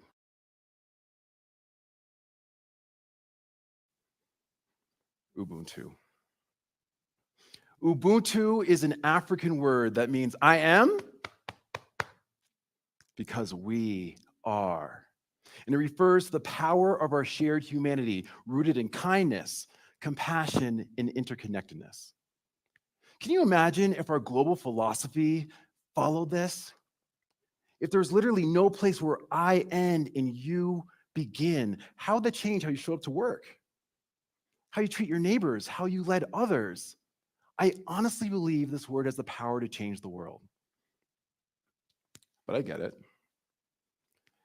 You might be thinking, listen, there's no place for this fluffiness in the harsh world of business, leadership, and life. Check this out. State Farm was charging me $179 for auto insurance per month. No, thank you. I have this friend who told me about. Shout out to the commercial. I say, okay, let's talk about harsh stuff. I'm sure everyone in this room can remember in our country's recent history when natural disasters like floods, hurricanes, and fires have ravaged entire communities. I'm certain you remember times when innocent men, women, and school children were gunned down in a mass shooting. And I'm certainly sure that everyone here remembers where they were on September 11, 2001. What you might not remember, though, is what happened immediately after that. Strangers rush in to save other strangers. Whenever lives are on the line, that happens invariably. But to be clear, I'm not talking about trained first responders, just average people like you and me, putting our lives on the line to help our fellow humans. And before reaching out to lend a helping hand, the old divisions that we cling to disappear. Never see someone when they reach in to help someone when their lives are on the line. It's like, hey, are you a Republican or Democrat? What are your thoughts on same-sex marriage? Never. Because when the stakes are the highest, our default mode is preserving our shared humanity. I am, because we are. That is Ubuntu. So yeah, if we can do it when the stakes are the highest, why can we apply the same wisdom to how we work, how we live, and how we lead? Fair warning, though. This is more than just believing in our shared humanity. We're at the point now where we have to be willing to fight for it. I'd like to talk about how we do this. The first of three things I'd like to cover is how we work with Ubuntu. Strangely enough, and I believe this to be true, everyone deserves a kind, compassionate, and connected workplace, but sadly, that is not the case. One of the main reasons why is on the screen behind me. This is the definition, or a definition, of workplace bullying. Repeated and unreasonable behaviors intended to humiliate, intimidate, undermine, or harm an employee or a group of employees. According to the most recent national survey from the Workplace Bullying Institute, 60 million Americans are affected by workplace bullying. 60 million. Think about that. Besides destroying things like productivity, morale, creativity, trust, and anything else that's meaningful in the workplace, it also destroys lives. 14 years ago, I was almost one of them. In order to honor our shared humanity in the spirit of Ubuntu, we need to protect our shared humanity. And I'd like to propose a place that we can start. Something that every workplace in America should have as a starting point. An anti-bullying policy. To be clear, I'm not talking about a couple of sentences that are nestled away in some larger policy, never to be found again when you need it. I'm talking about a standalone policy that clearly details the behaviors, the abusive behaviors that you consider to be unacceptable, and the consequences that should be leveled against anyone who's in violation of this policy. Most importantly, it needs to be strictly enforced at all levels of the organization. Do not underestimate the power of this. Does your workplace have this? Here's the thing. In this day and age, I feel like we should honestly view workplaces without an anti-bullying policy the same way that we should view a workplace without a working restroom. Seriously, can you imagine? Think about your first day of work. You walk in, like, hey, do you have a restroom I can use? Yeah, about that. We don't have a restroom here. Wait, what? So like, what am I supposed to do if an issue happens to arise, Stop being so dramatic, okay? All this talk about needing a restroom to do your job effectively. Just do what everyone else out there does. Keep the issue to yourself, or better yet, learn how to hold it in so you don't make a mess everywhere. That's ridiculous! Can we agree? Ridiculous! There's only one thing more ridiculous than that. If you take the word restroom out of that scenario and replace it with anti-bullying policy, that is the very real reality facing millions of employed Americans on a daily basis. This is not okay. Workplaces and organizations need to honor and protect our shared humanity, and it requires courage and, dare I say, integrity. And on that note, let me say this. If there's a workplace out there that has the word integrity in its mission, vision, and values, but does not have a system in place to protect those employees when they're in danger, they should voluntarily rip the word integrity out of their mission, vision, and values so they can actually demonstrate that they know what the word means. If your employees are your most important asset, then it's time to start acting like it. I am because we are Ubuntu means we value our employees and keep them safe at all times. Secondly, I'd like to shift gears from work and talk about how we live with Ubuntu. Global communications firm Weber Chanwick, in partnership with Powell Tate and KRC Research, has an amazing annual survey called Civility in America. The most recent version found that 93% of Americans believe that we have a civility problem and an incivility problem. Think about it. It's everywhere. It's in our schools, our neighborhoods, social media, even in our homes. But here's where it gets weird. In that same survey, 2 years prior, they found that 94% of Americans believe that they're usually polite and respectful, or always polite and respectful. So wait a second. The overwhelming majority of Americans think that we have an incivility problem, but even a larger majority believes that they have nothing to do with that problem. Worded differently, there has never been a drop of rain that believes that it is responsible for the flood. My friends, we are the raindrop. It can't be everyone else. My hope is that we think about this and mindfully be kinder, more compassionate, and more connected. However, what about the people who don't want to connect with others? What about the people who view kindness and compassion as weakness? Are you willing to stand up for a shared humanity? Wouldn't it be so much easier to be silent? For example, at the Thanksgiving dinner table, if Aunt Karen decides to spew racist and bigoted remarks in front of your kids, are you going to excuse it away by saying, well, she's on her third glass of rosé?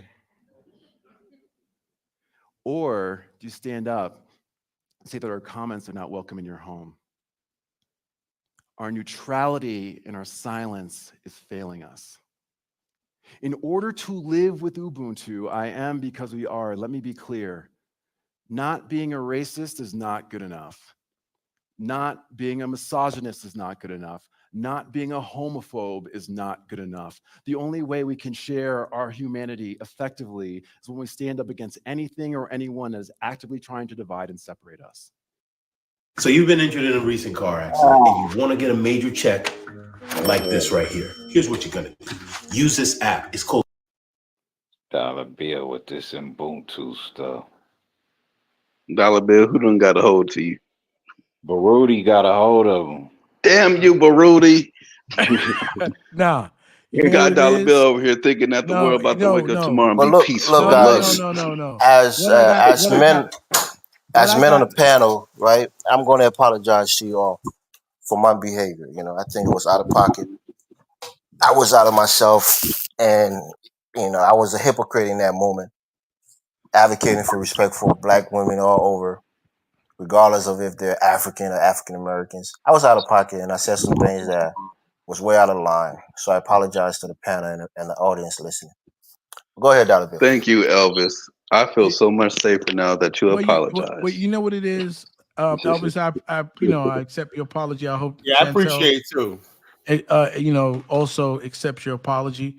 And you've always been, a person who has stood for the right thing, and respect to the women. Ant-Nam is upset about this. Look at this. He's already taking shots at Elvis. And see the thing, right? And the thing is, I have to share my responsibility, right? When Mike Olawale, did what he did, and that's why I came and I apologized. We're only human beings. So when you say who got to me, I realize that we have a lot of things to overcome as African people, right? Whether we're continental Africans, whether we're Africans and from the Caribbean, whether we're Africans in America, that we have a lot of things to overcome. And Ubuntu, I think, is a system that we can do it through. Okay, because we can't go back and outdo some of the things that we've already done, but we can move forward, right? We're all human beings and we're all capable of making mistakes. And I will say that I cast the first stone, and I was hurt, and I said some real I thought that it was real nasty and derogatory said to me. And then I turned around and continued in that vein. And so continuing in that vein, I feel, as I saw it today, that it becomes more self-destructive, right?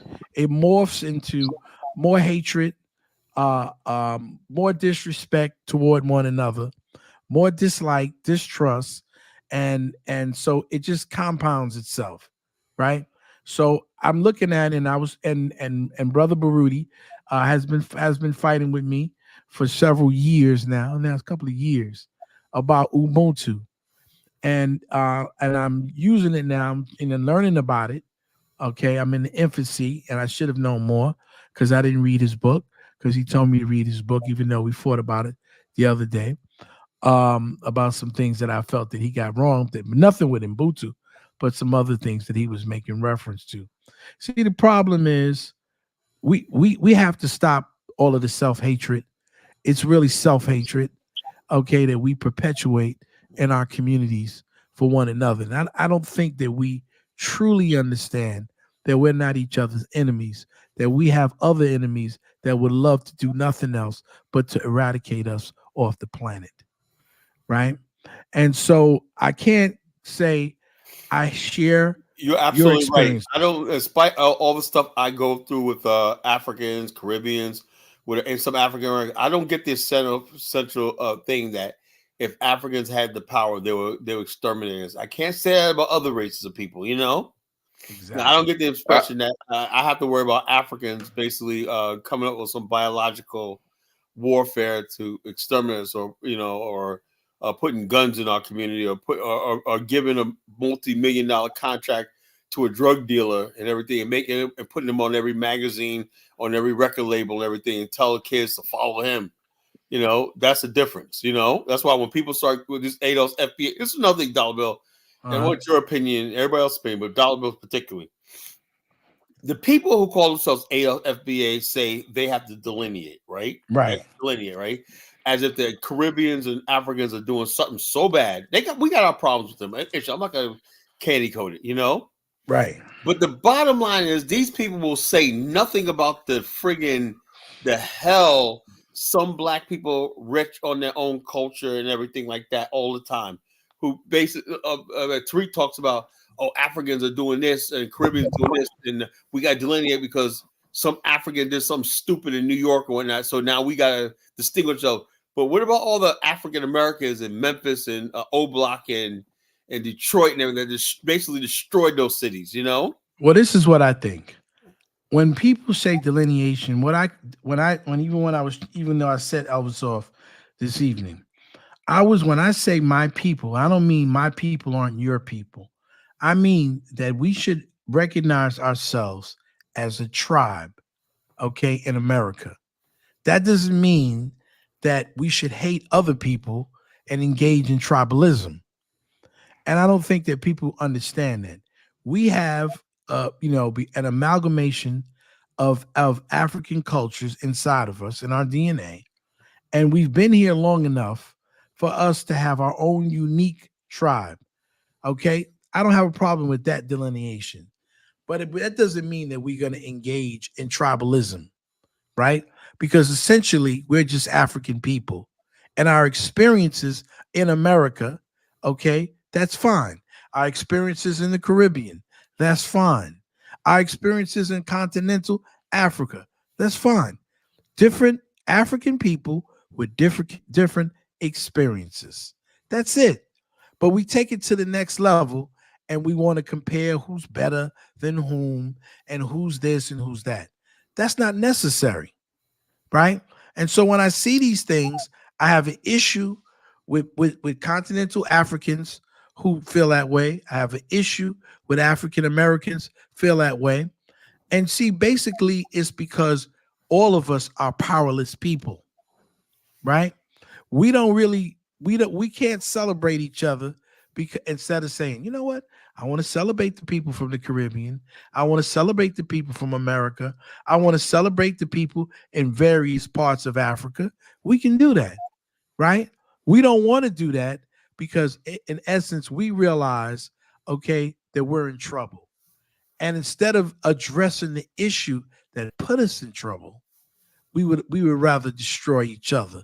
That's just a form of self-hatred. Yes, this is powerlessness. The root of it is powerlessness, powerless against how we see each other, and powerless to feel like we could change our reality or the way the world views us. So it's powerlessness. Other people project power around the world. The white man projects power because of all the things he's built and all the stuff he's done, the wars he's won and stuff like that. That's power and the influence he has.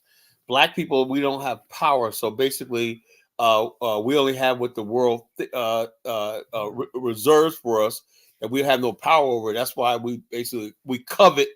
You ever see people talking about, I'm a foundational Black American? What are you foundation in?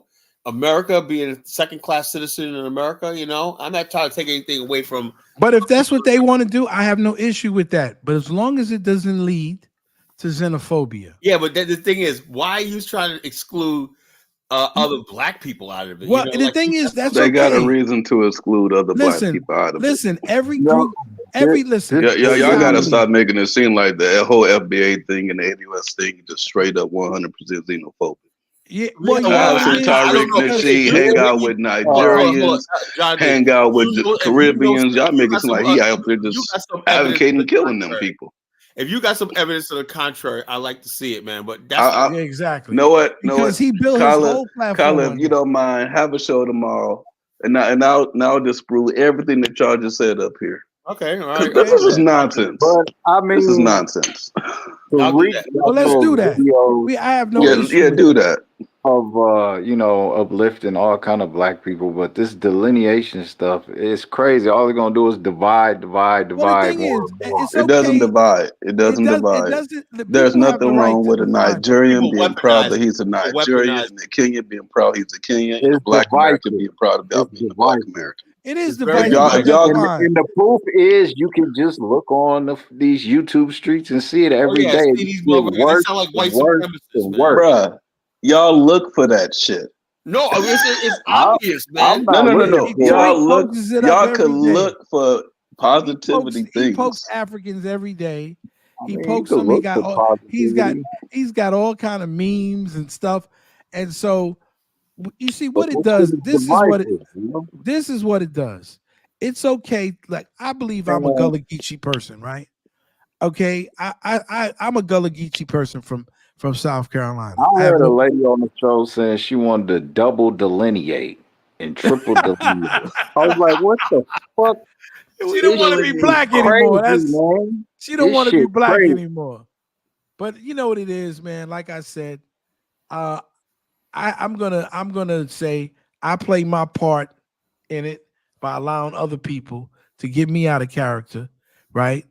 And allowing some people to make me go down that road. Yeah, like Afrodamus. We can't. So like I'm not gonna allow that to happen anymore. And I realize that that the brother Baruti is correct. We have to have a way of engaging one another, right? And if we use Ubuntu with each other, and we're able to learn about how to use this positively, okay, with one another, it'll foster our communication. It'll foster our responsibilities, okay? And it's an African thing. We're African people. We study everybody else. We can study and have some reverence for our own philosophies. So instead of people saying yes, like, look what Ross Moisture says.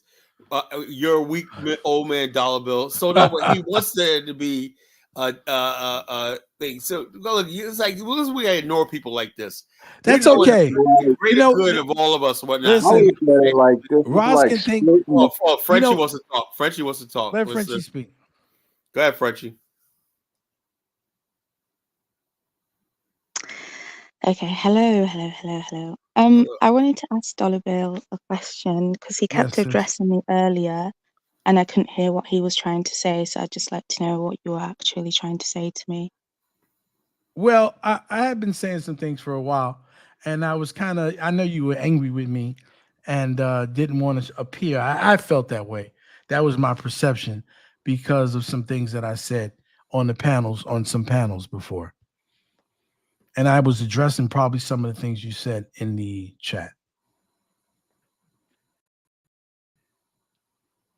He's trying to clean up his act, basically. That's all. I'm trying to come right, sis. Okay, no problem. I was just wondering, that's all. But I don't hate you. You keep saying that I hate you. Well, I just felt like I disappointed you. I felt like I kind of disappointed you. Well, she stuck up for you in the comment section today. She says, Dollar Bill's always looking out for you, Carla, in the comment section today. The last night's show. When that's not her sticking up for her. Well, she's basically talking for Dollar Bill. That's not her sticking up for Dollar Bill. Dollar Bill always has your back. I was like, good, yeah. Well, we have God to bless learn you. God bless you, Frenchie. She's a nice sister, Sexy voice. and I do appreciate her, and I feel ashamed that I've said anything or done anything that would make her think less of me, and because that's important to me that my sister has some respect for me, because I have respect for her, and if I've done anything, and I know I have, I apologize to you, sister, for doing it, and I'm going to get better. No, I like Dollar Bill. Apologize to me too. Go ahead. I'm not apologizing Come on now. to you, Jonathan. See that Ubuntu done failed. Look at that. Play that TEDx speech again.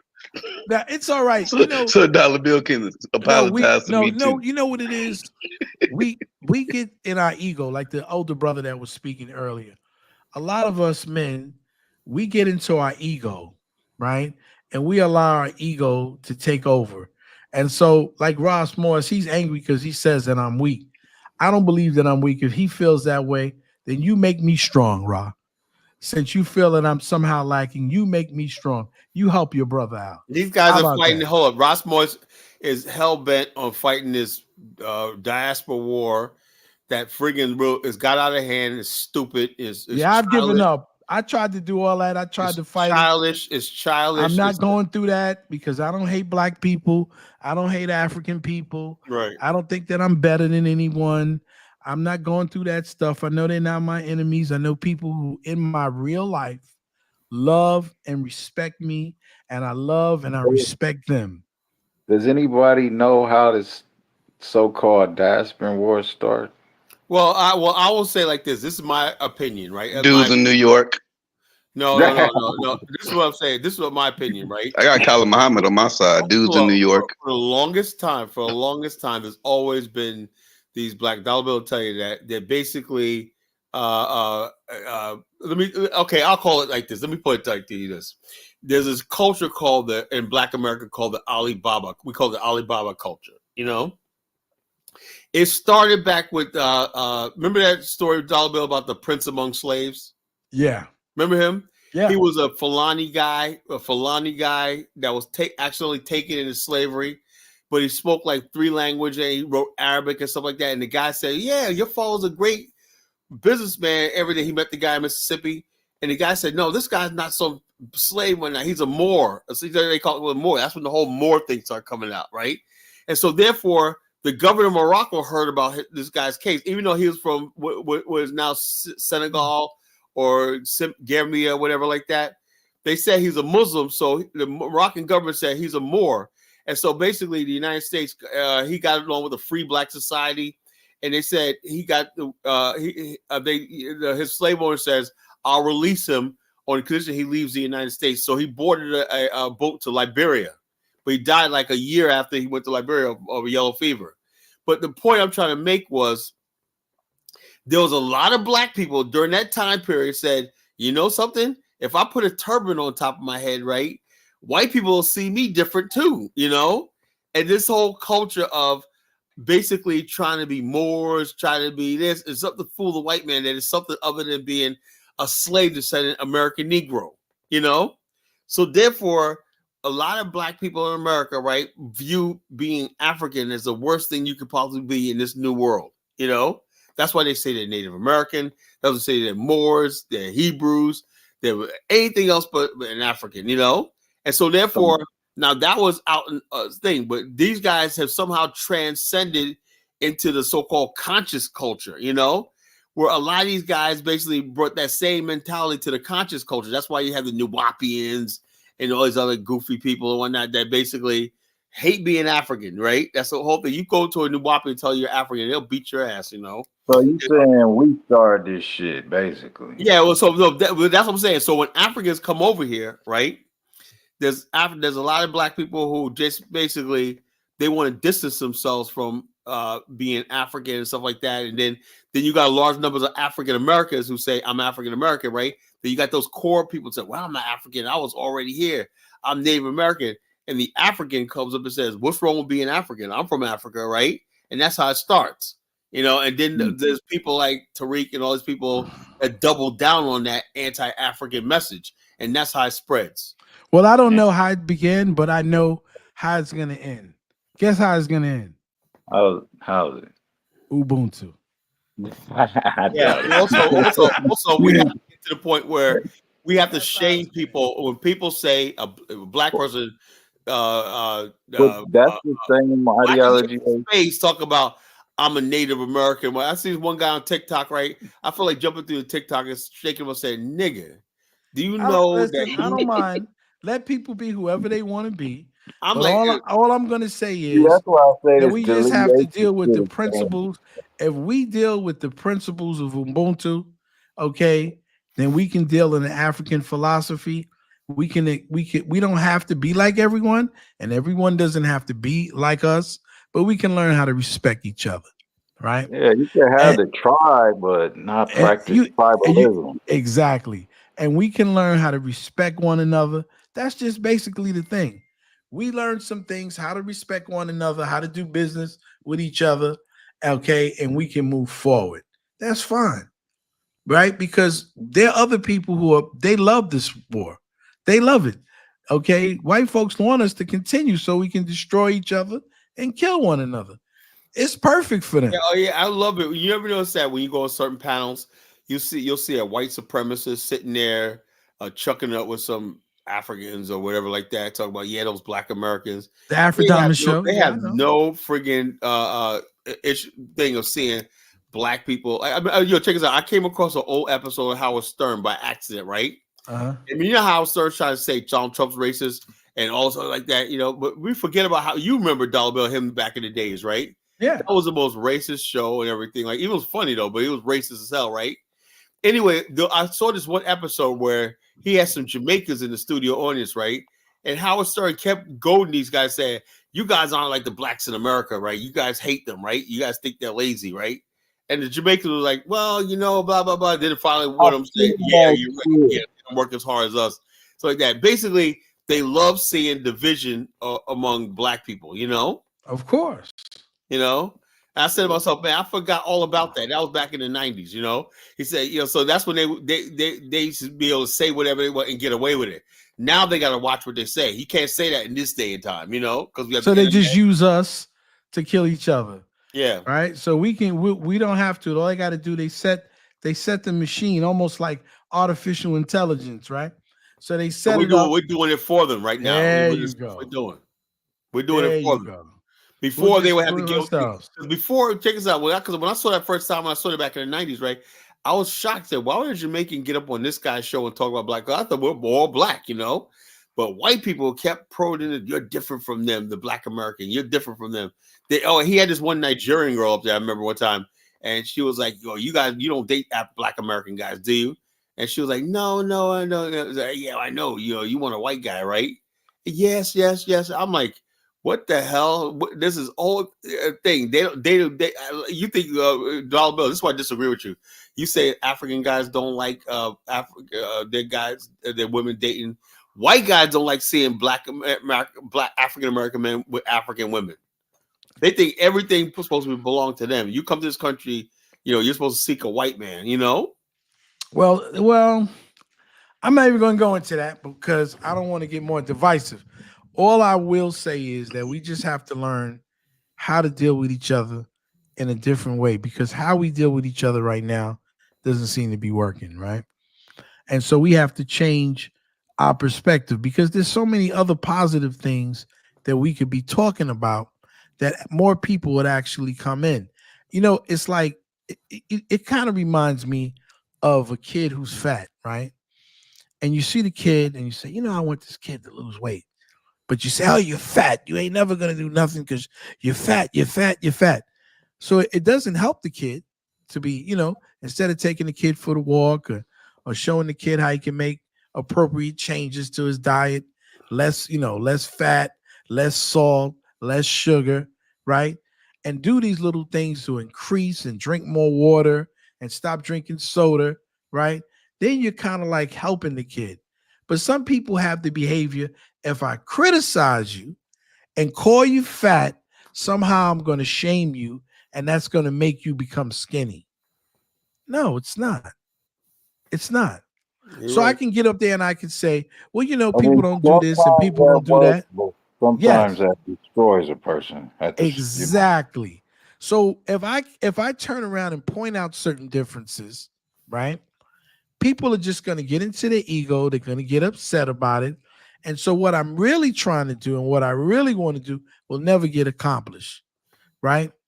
And we'll stop right there. It's like I wanted to show something, and we went right into this other ego thing, and now the egos take over, and people get angry. And that's exactly what happens. Is let me FBI say, there's a lot of stuff that me cut you off. A lot of stuff that we see about Black America, like I said tonight, out the Arrested Development, right? It's what appears as apparent. It's apparent to a lot of people that Black people in America are not bad people or anything. Just that, like you said, we're not in survival mode like the Africans are. So therefore, they have to develop at an early age. They don't have a childhood over there, you know? So when they come to America, right, and they're 19, they already lived the life of somebody in our culture that's maybe in their 30s, you know? Yeah, I don't, so like I said, I didn't disagree. Carla, had you had the opportunity to bring up that idea that I told you about, Dynas? I think we just need to have a big show where we can put everything on the table and start talking about but the whole ways thing is, to you have to have a along. show where, the groundwork, we got to have the other thing right now, YouTube, to tell you the truth, man, you got a lot of people, right, who come there with their own egos and everything like that. If we're trying to understand each other, that will work, right? But I get the impression, and I love my brother Dynas, right, where you have Africans who don't think they're doing anything wrong. That's the problem, right? We see me, and he's an African American giving them the platform to do right. Exactly what I'm talking about. He's part of the problem too. I'll tell you something. Me and Dollar Bill, we recognize a problem in Black America, right? Yeah, but we also recognize a problem with Africans. We're the only ones, right? Everybody else, man, Africans could do no wrong, right? They could do no wrong, and everything turns into what's wrong with Black. So you sound like Black white supremacists when you always focus on Black America and what's wrong with us. You know, it's you just did that though with Elvis. You just allow Elvis to come up here and disrespect a sister in a nastiest way. Chantel, that was before everyone got hit with the spirit of the TEDx speech. No, it's not a joke. No, for real. You can't call Dynas out. You were cursing too, Chantel. You were not exactly, No, he got mad because he wanted me to hear him demand that I call my motherfucking self an African. And I keep telling this fool, look, sir, I'm not a fucking African. Leave me the fuck alone. He got mad. All right, Chantel, what are you then? I'm not African. And he got wait. Hold on. I'm gonna say this right here. Did anybody listen to the Ubuntu thing that I was just thinking? Did we learn Dollar Bill, I was talking. I'm just trying to bring peace. I know, but hold on. When you you did not. No, you did not. No, you did not. No, you did not. No, you did not. Hold on, Bill. Let her finish her statement. Thank you. That's what I'm saying. You're right on top of my words. I just want to know if you're not an African, then that's true. I cannot finish my statement. Nobody have the right to tell nobody who they are. That's number one. Ain't no motherfucking body gonna force me to be what you think I ought to be. Are you retarded or stupid? That's stupid.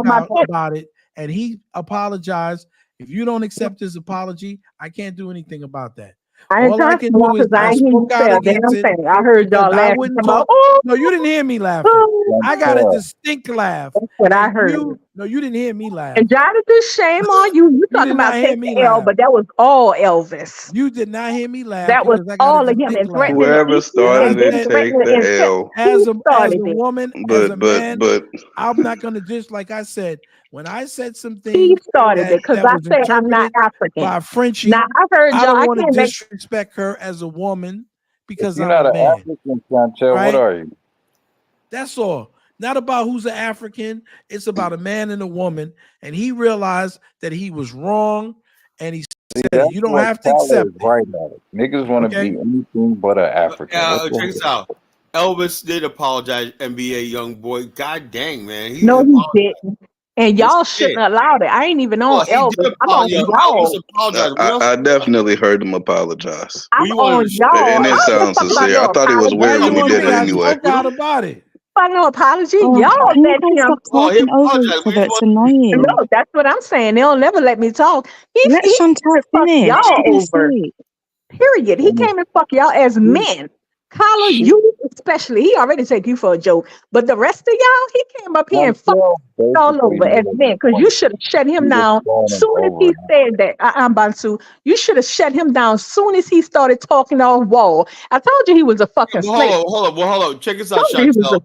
What about what you were saying to him? Should we have shut you down?